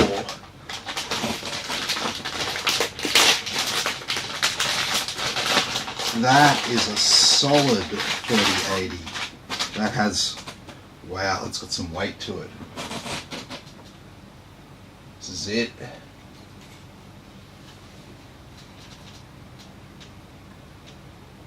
It's just heavy, very heavy. Like you'd think that this wouldn't be too hard, but it looks like it's got a full inside there. That's a full copper heat sink. Looks like it's 100% copper. It feels like it's 100% copper.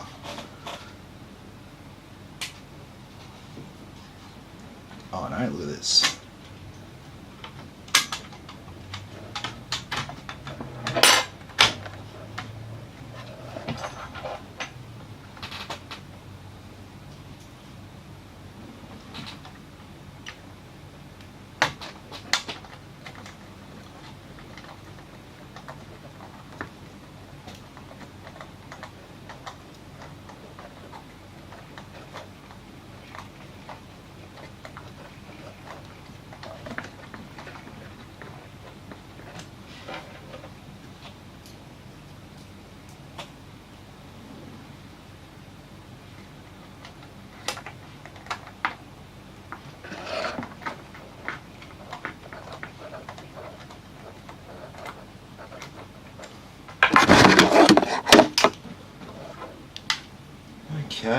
That's going to be a little bit strange.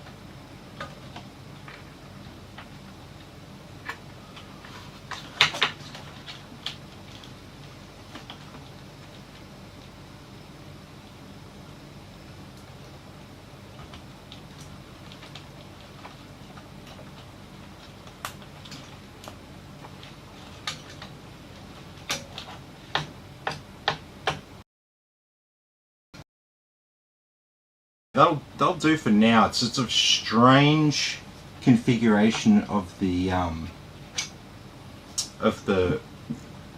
power cables for this particular card. So we'll see how it looks. But if it looks weird, I can just refund Dillon for the for those extenders. I'm not sure how that's going to look realistically.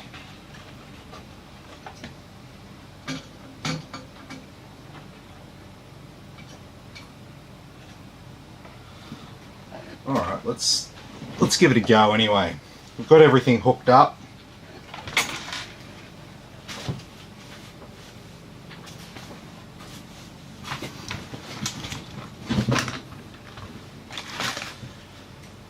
We haven't run out of battery on our microphone yet, so that's good. Let me just see how these comments are going. I don't think we've even looked at the other platforms. No one's commented. And no one on Twitch. Okay, cool.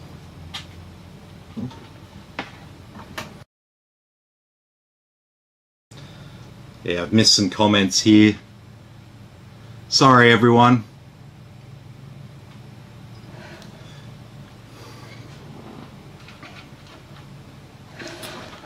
Okay.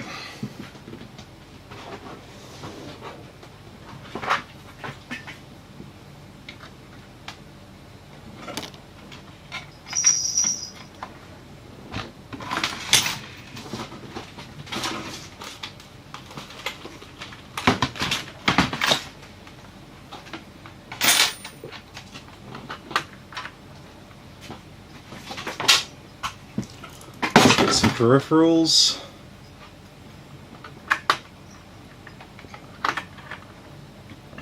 We had a Wi-Fi antenna around here somewhere.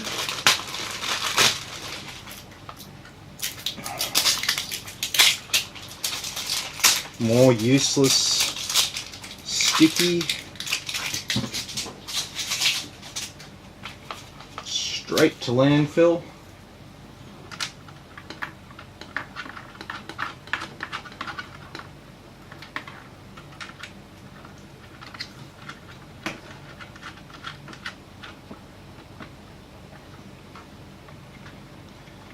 Okay, moment of truth time.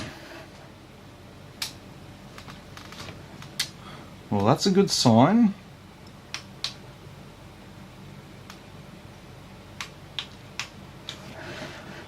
That's not such a good sign.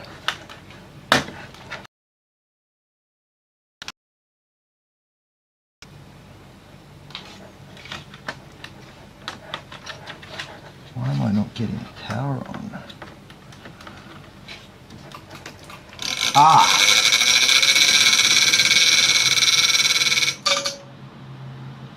That might be why.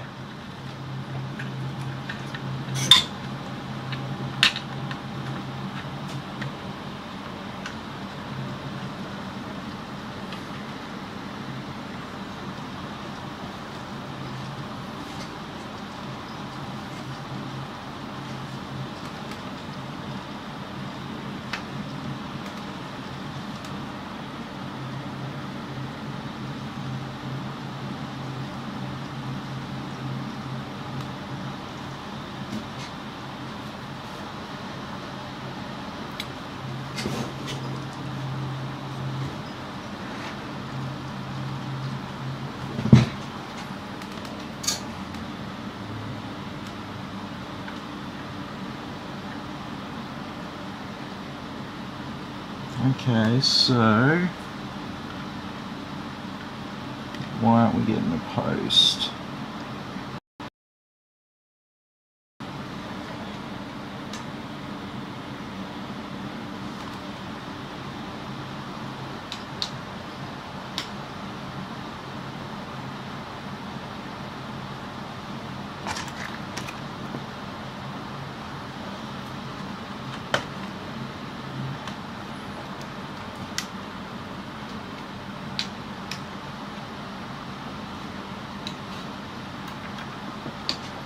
Okay, interesting.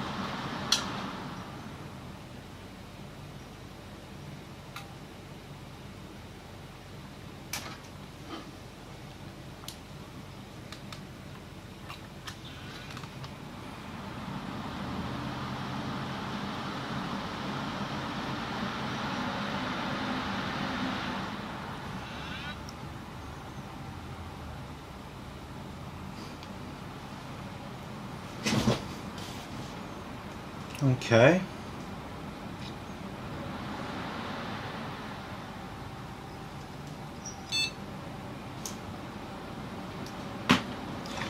There we go.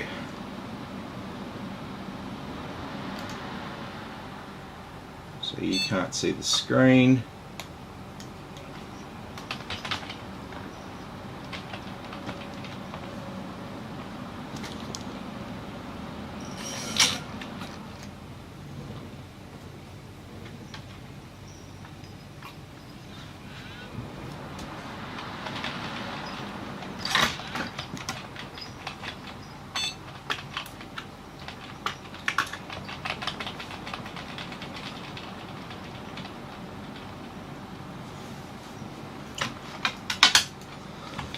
Okay, so that was a little bit strange, not sure what was preventing it from posting then. I didn't do anything special, I just cleared the CMOS and I just plugged in a the USB Type-C header was a little bit loose, so that could have been causing a short and stopping the board from posting. I plugged this little speaker in that gave us a little bip. That indicates if there's a problem with the motherboard and if there's a reason why it's not starting up. Different code, it'll give different beep codes, which will mean different things. So we're going to save and exit now.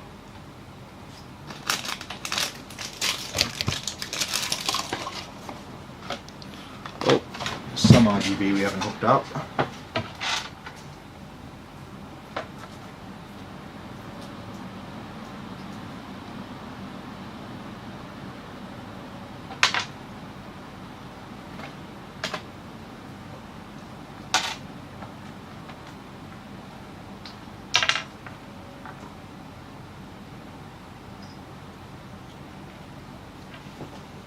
Yep, there we go.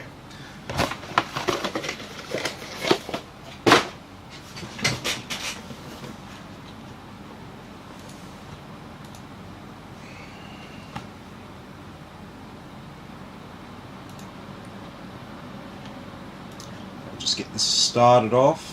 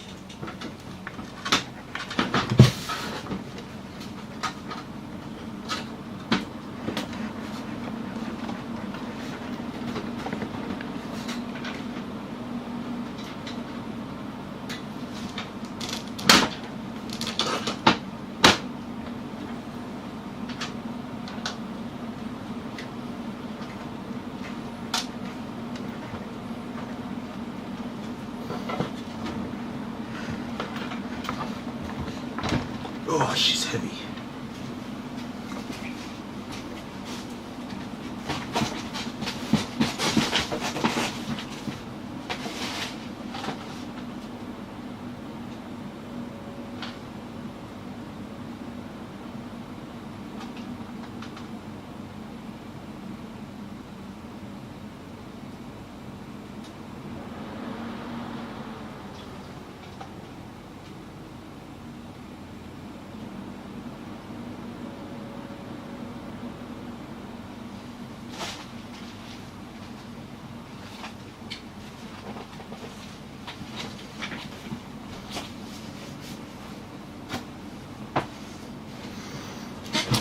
Okay.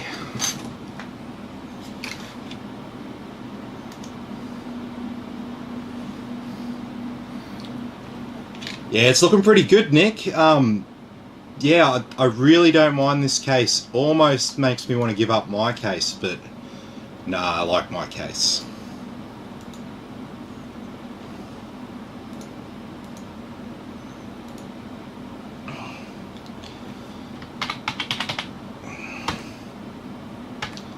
I bought my case with the intention of not having to buy another case like for years, and that when I'd get rid of the case it would be like an old skanky like retro case by that stage.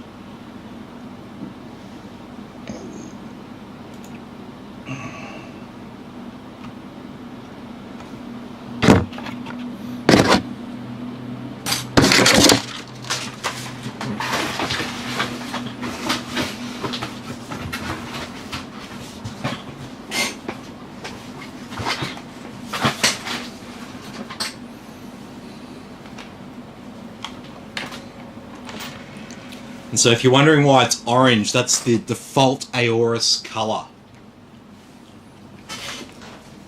So once we install our RGB Fusion app, then we'll be able to control the lights.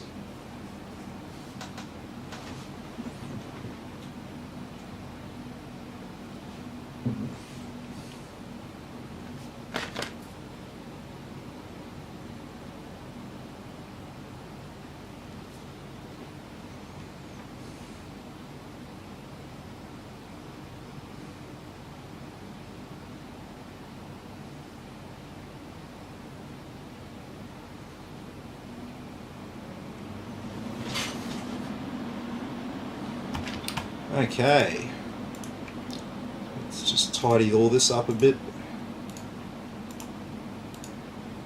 Let's connect to a network.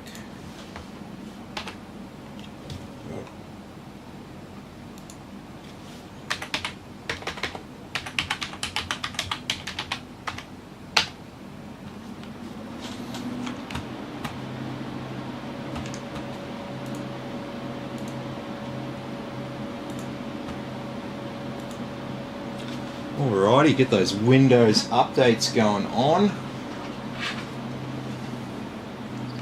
Let's remove our Windows 10 USB.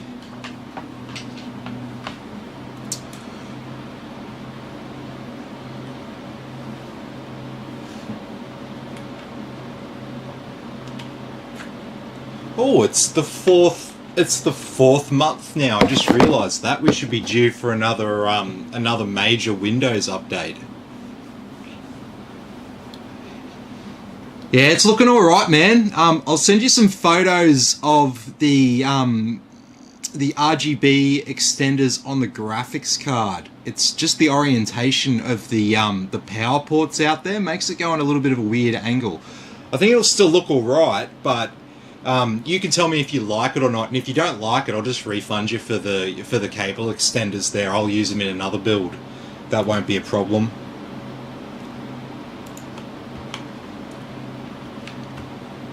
Okay, so let's get some software installed.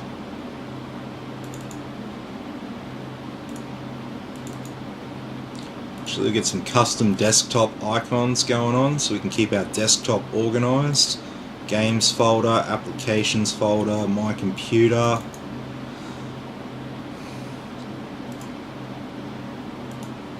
That didn't want to install. Alright, let's Let's get some apps.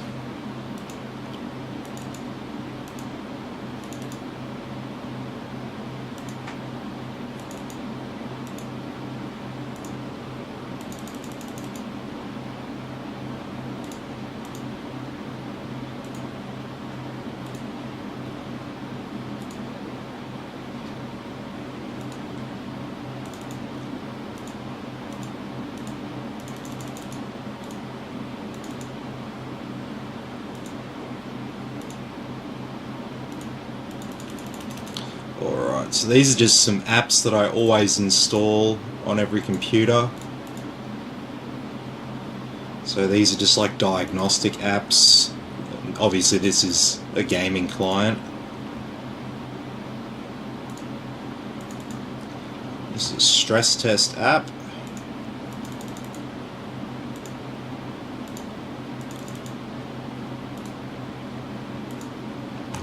Alrighty, so we can get our B550 Aorus Elite AX V2.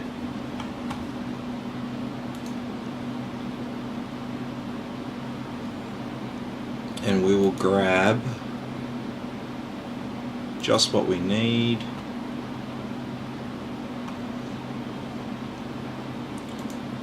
BIOS 13G and App Center.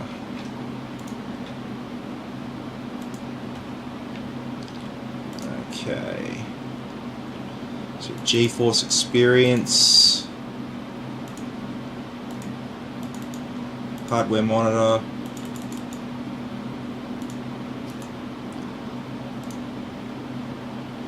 SI Afterburner.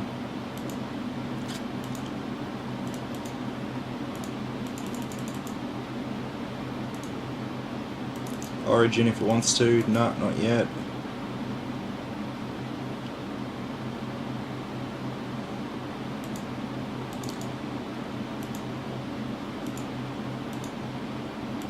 Dillon has his own business, so he'll want Office on here. Storage Executive, Steam.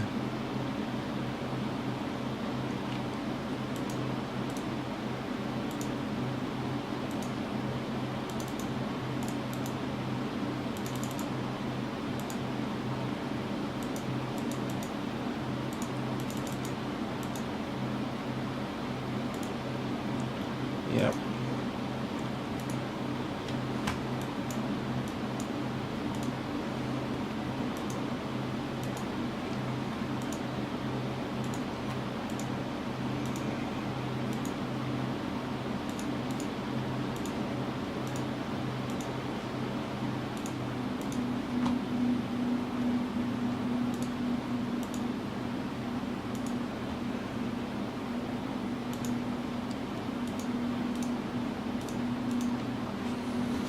Those updates.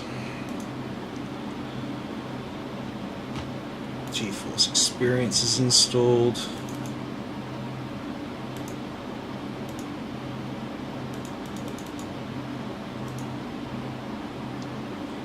And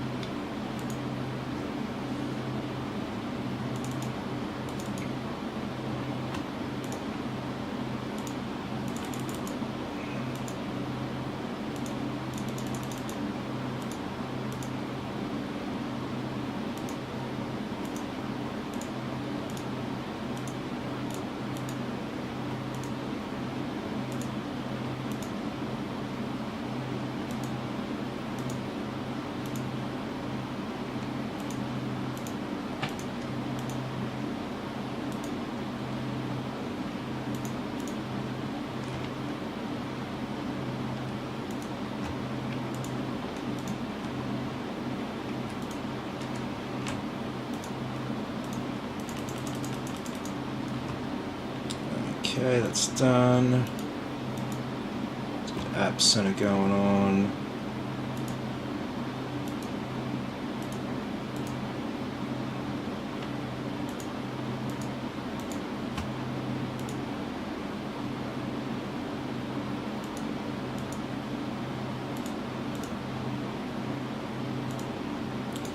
No, we'll do that later.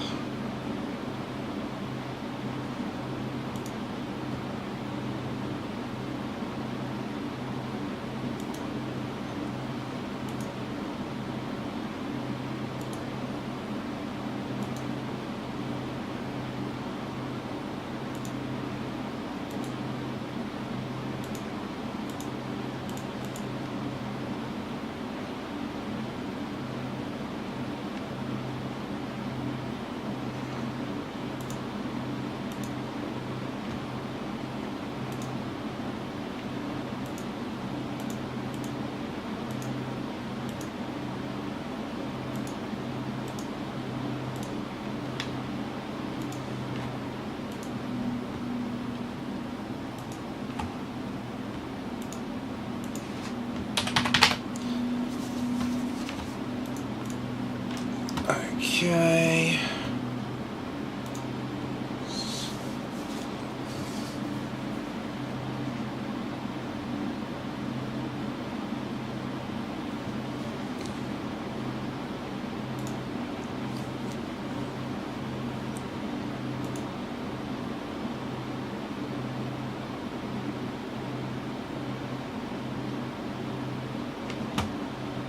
Okay, let's set the date.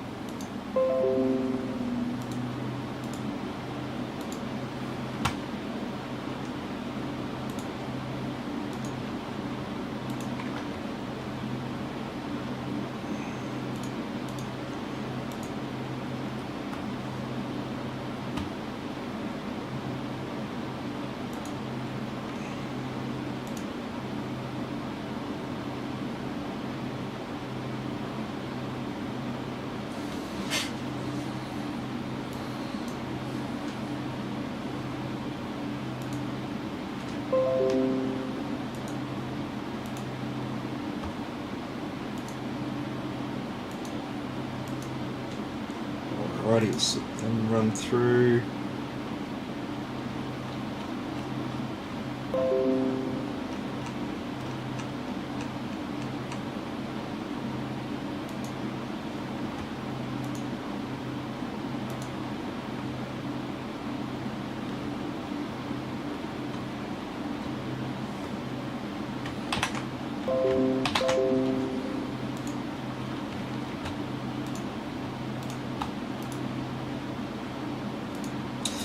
There's our 8-core 16-thread CPU. There's our memory running at 3200 megahertz. There's our Wi-Fi running at full speed, 8 megabits a second then.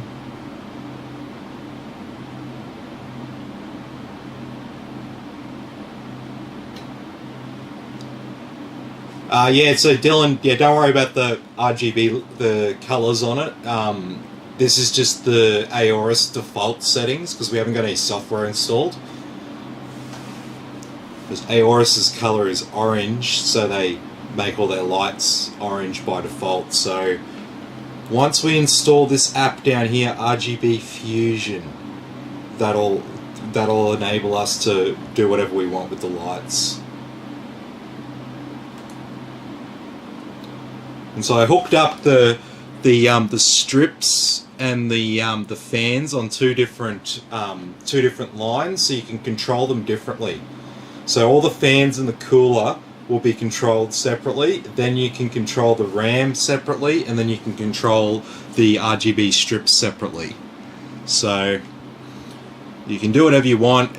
It's not like if you chain them all up together, then they can only be adjusted all together. Whereas if you have some separate, it works out really well. So the cable, or the RGB extension cables, they're on the same line as all the fans.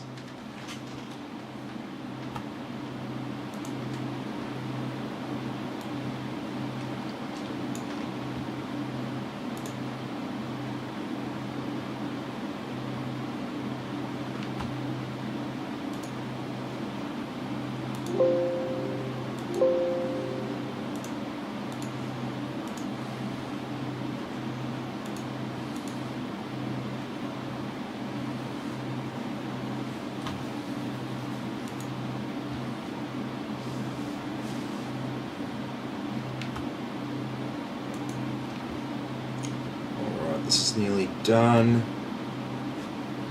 What can we do while we're waiting? We can tune our graphics card.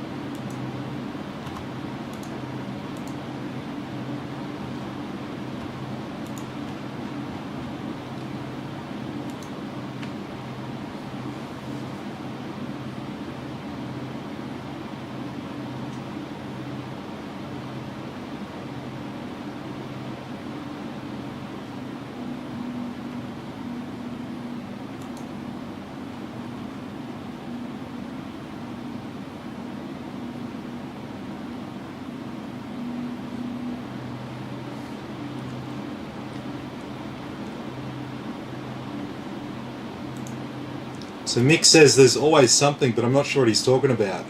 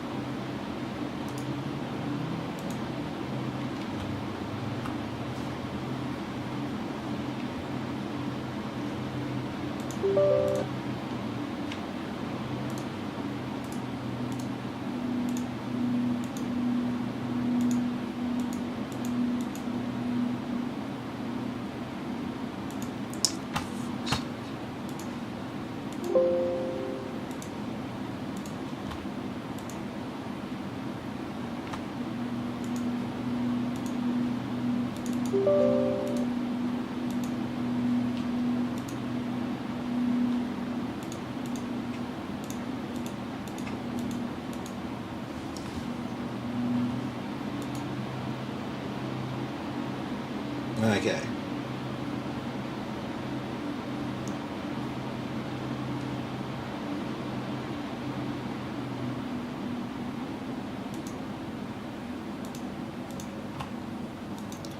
Alright, let's do our reboot. So we're going to activate momentum caching so our SSD runs at super speeds.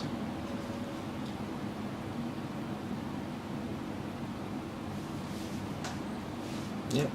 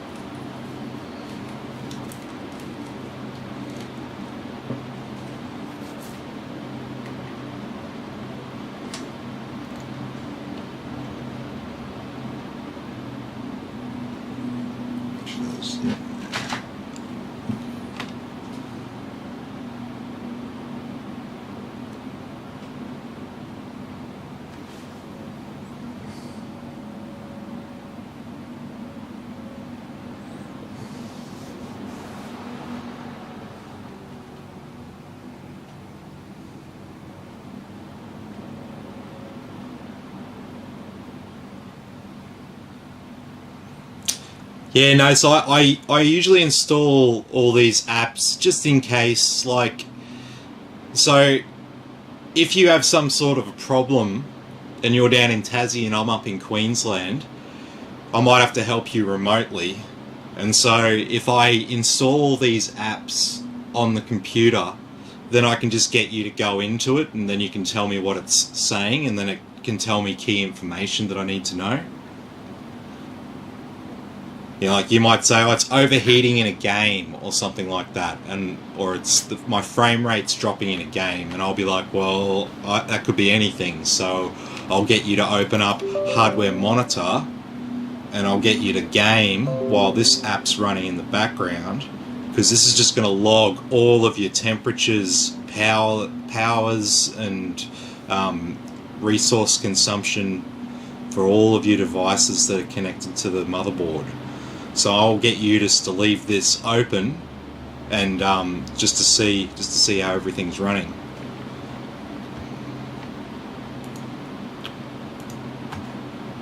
And I obviously use this in the stress test. So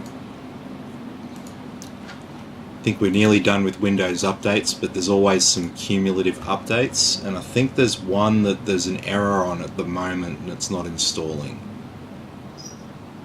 It's not an error on your end. It's an error with Microsoft. And yeah, this is the Lian Li Dynamic 11 case. So it's a very, very nice case. It retails at $200, but I think you get $200 worth of case here. Yep, it's not liking that last update. That's fine. Well, let's start with RGB Fusion.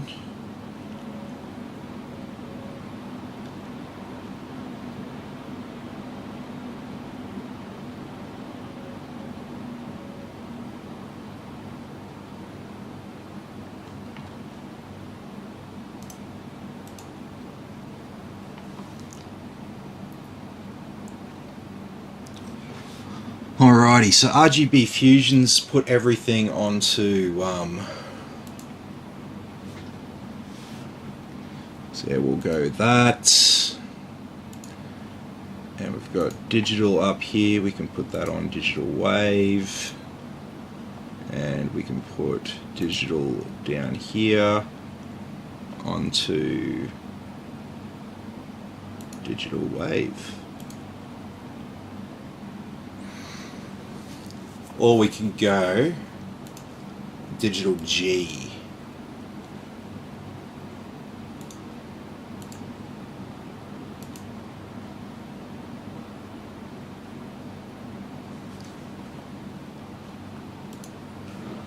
What do you like best, digital G or digital wave?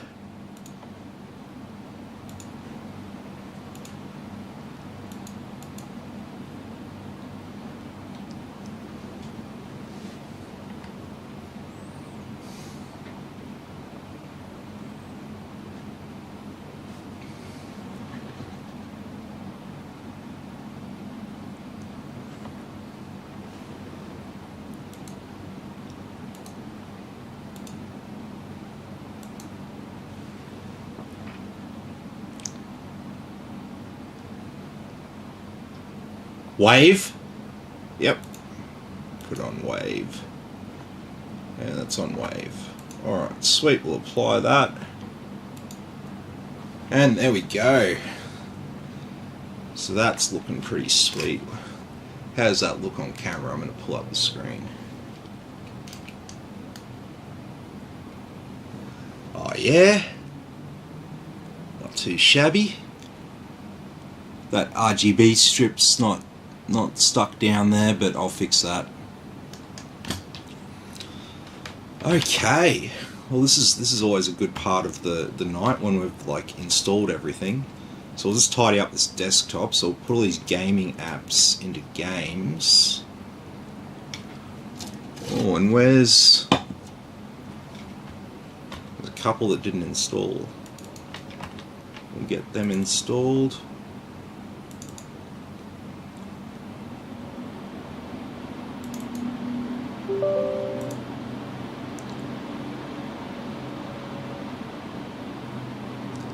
And Origin.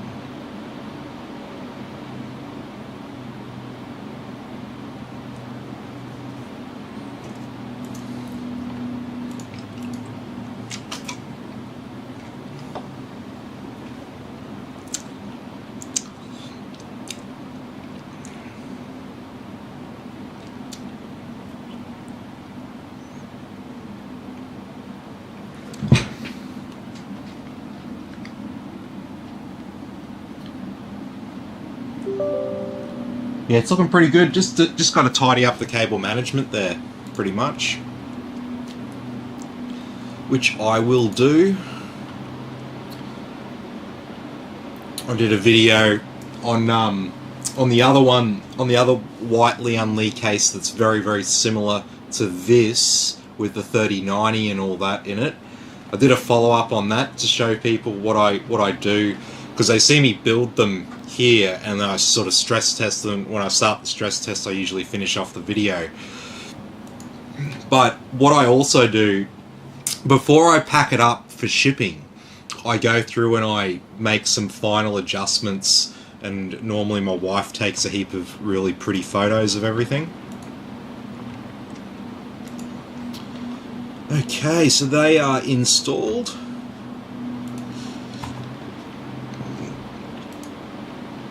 So, we got a BIOS issue. You can tell if we've got a BIOS issue with CPU ID here. Doesn't look like it. No, that's looking good.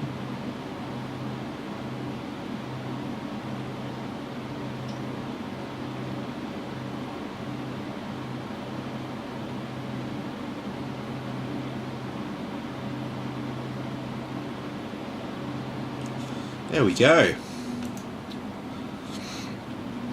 So if Dillon, you're interested in the benchmarks, I'll show you that. I'll show you that now. So I'll show you where you sit. Alright, so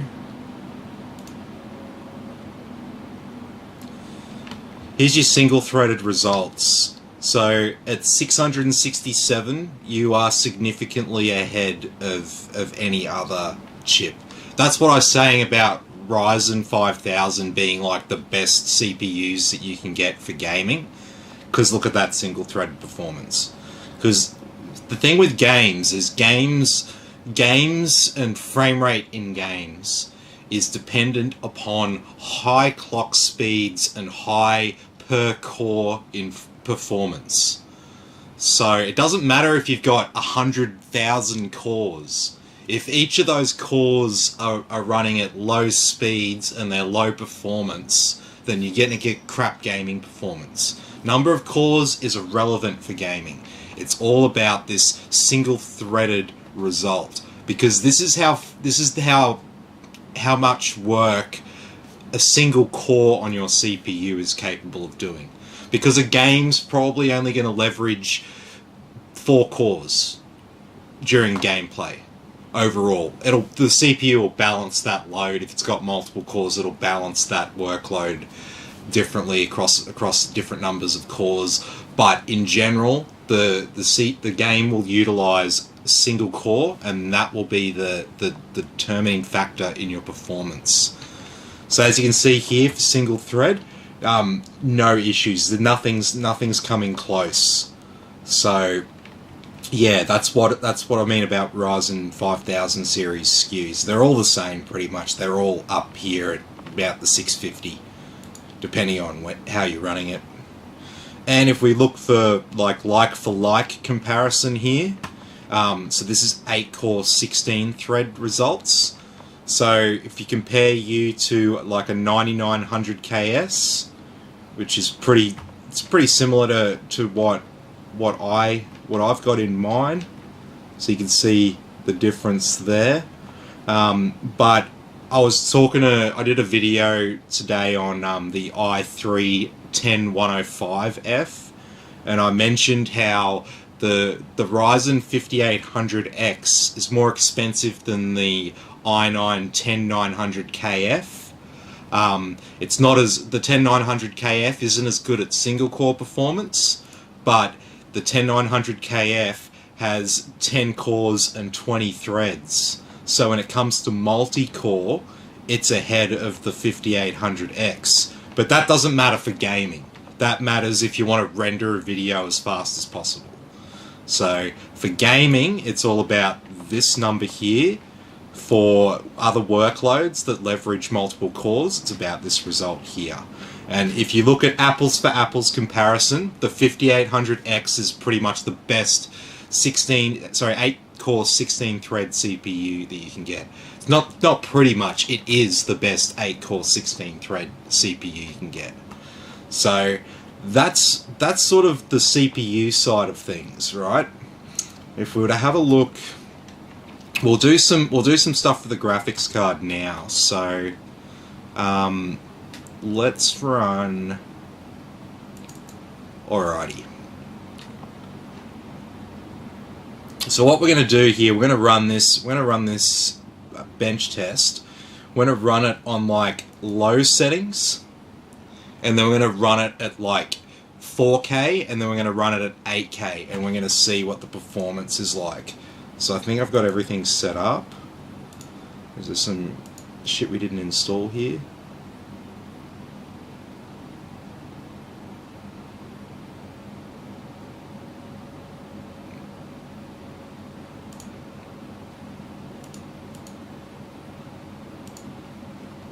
It's just an issue with Smart Backup.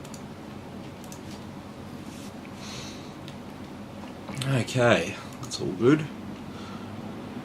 Well, let's go and run it.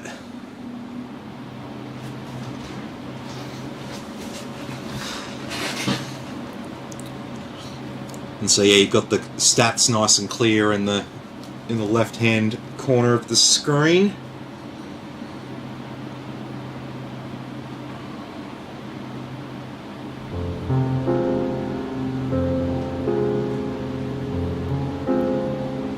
So just a nice casual 400 frames a second here. You know, nothing much.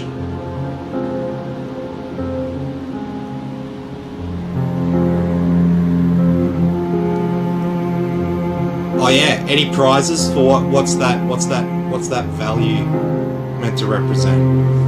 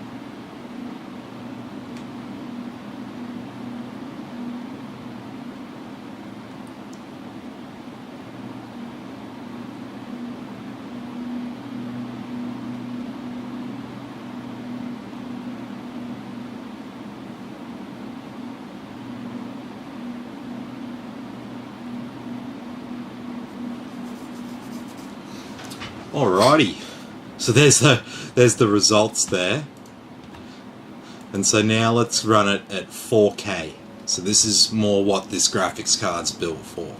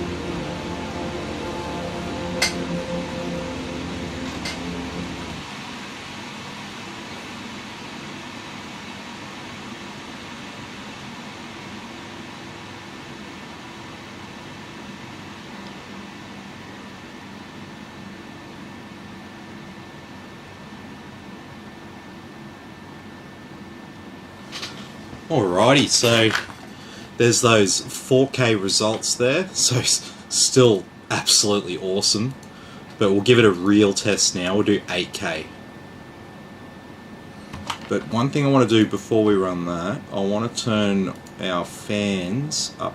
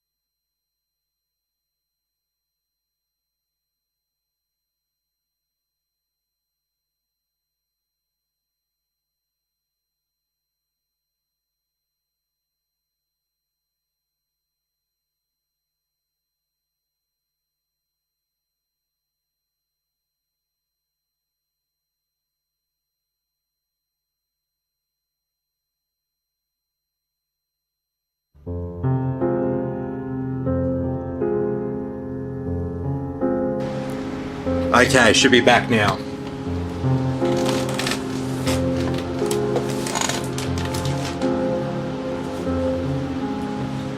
It's just my wireless microphone.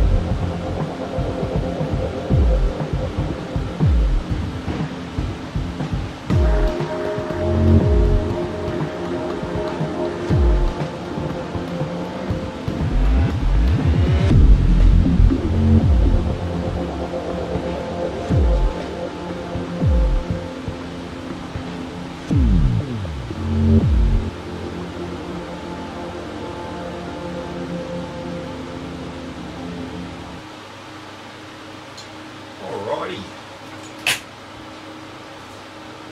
So there we go for that that 8K gaming result.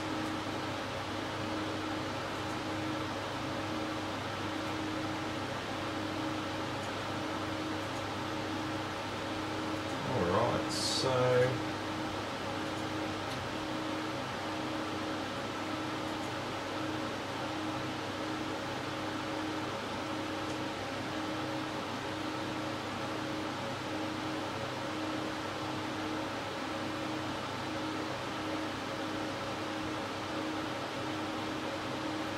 very nice. Alright. Well, unless Dillon has some more questions and stuff about the PC, I think it's time to start the stress test.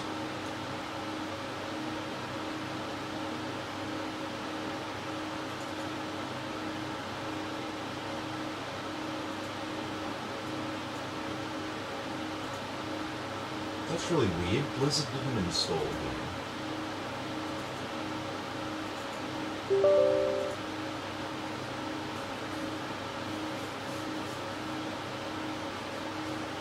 Let's make sure that's installed.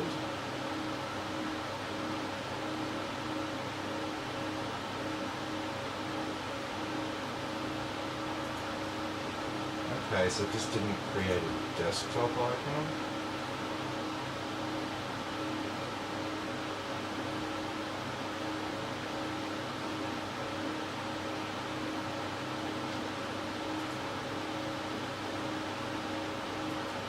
Okay.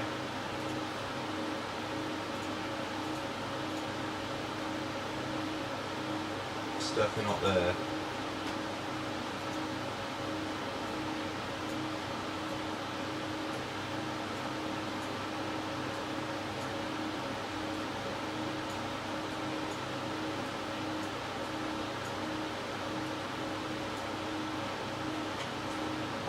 let's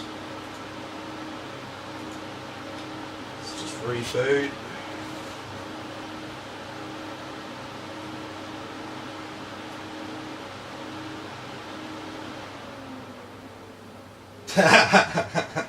Can it play Crisis on high? Yeah.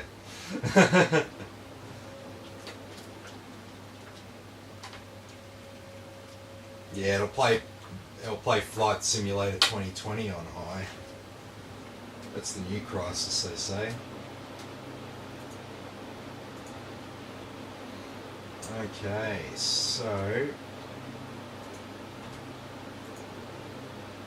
Heaven, run Firmark. I don't need a new version, but this is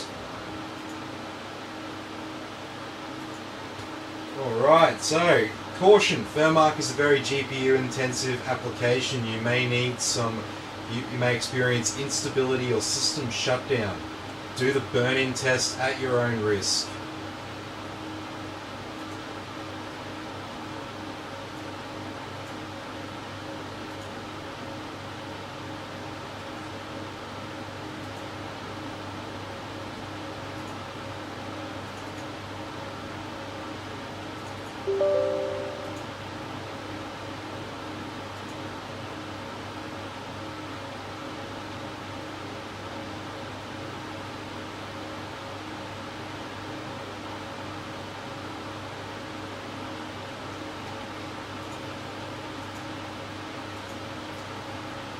And so now we just leave it for, actually I've got to stop this for a second.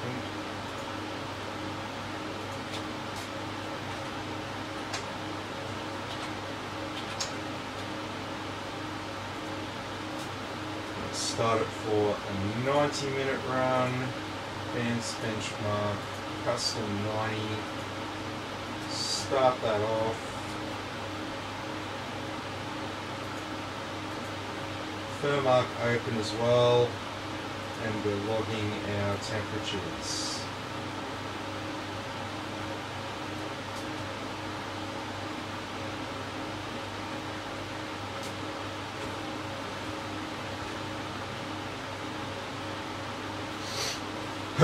Cyberpunk might crash it. Nah. Cyberpunk will run just fine on like medium settings with like an i5 9400F and a GTX 1660 Super. So, yeah. With a 3080 and a Ryzen 5800X, you can play any game you want. You can play it 1440 in 4K. Doesn't matter. You're gonna get a good experience.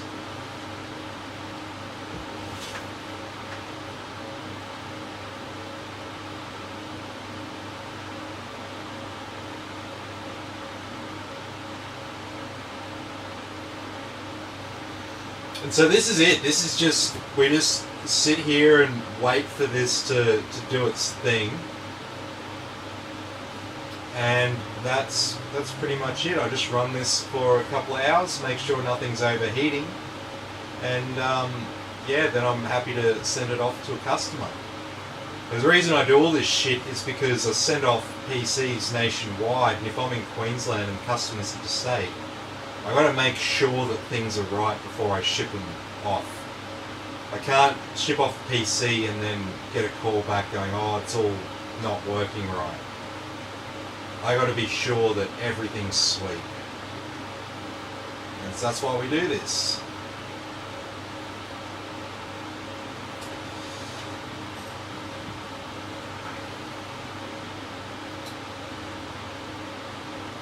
But anyway, I've been on this for 3 hours now, so I might actually leave you all to it tonight. Yeah, looks great, doesn't it? I'll get Christine to take some good photos of this one, because I've got a few more people who are interested in a build just like this. So it's all coming up. So we'll just we'll take some more photos of this. This is a cheaper configuration than what we went with last time, because we had a 3090 in there. We had a more expensive motherboard as well. But I think this looks great as well. The Silverstone RGB fans there look really, really nice. Yeah, I can't say nothing. The only thing I'm not sure about is just those RGB cable extenders in the end of the graphics card there. They just sit kind of funny, but I guess they still look pretty cool. Alrighty. Well, have a good one, everyone, and I will see you all in the next video. I don't think I've got a new PC build tomorrow, but I'll have some other content that I'll put up. Doing a PC for Nick. Nick bought me in an old PC that's pretty much at the end of its life, and I've got some other random bits and pieces of PCs around here. I'm gonna Frankenstein him up a PC, put it in a new case, and give it back to him. So he'll have another PC there in the house that his mum can use, and yeah, just take a bit of pressure off his own PC, because I'm sure he wants to use that as much as possible. And the only other PC in the house, if I'm not mistaken, is a laptop. So it'll be a bit of a pain. And yeah, no worries, Nick. No worries, Dillon. Let me know if there's anything else that you want to do to it. Like I said, I'll get my wife to take some photos of it tomorrow, and you'll be able to see it in a bit more detail. But I think it's awesome. And if you've got another hard drive and another M.2 drive to go in there, man, you're set. Like, really, what else does it need? What about... Nah, see, it's gonna look out of place if I do that. I was gonna say, I think I might have a white CPU power extension cable, but we've got all these black cables that we're gonna run neatly down here into that back corner. So it'll look funny with a white cable. So I'm gonna do something else, and I might move that white cable for the radiator. I might actually move that behind the motherboard, because I think that looks a little bit out of place there. Whereas the rest of it, I don't mind all of that going up into the one corner there, as long as we just tie them together and make it into one neat bunch. Alright. No worries, guys. Well, have a good one, and I'll see you all tomorrow.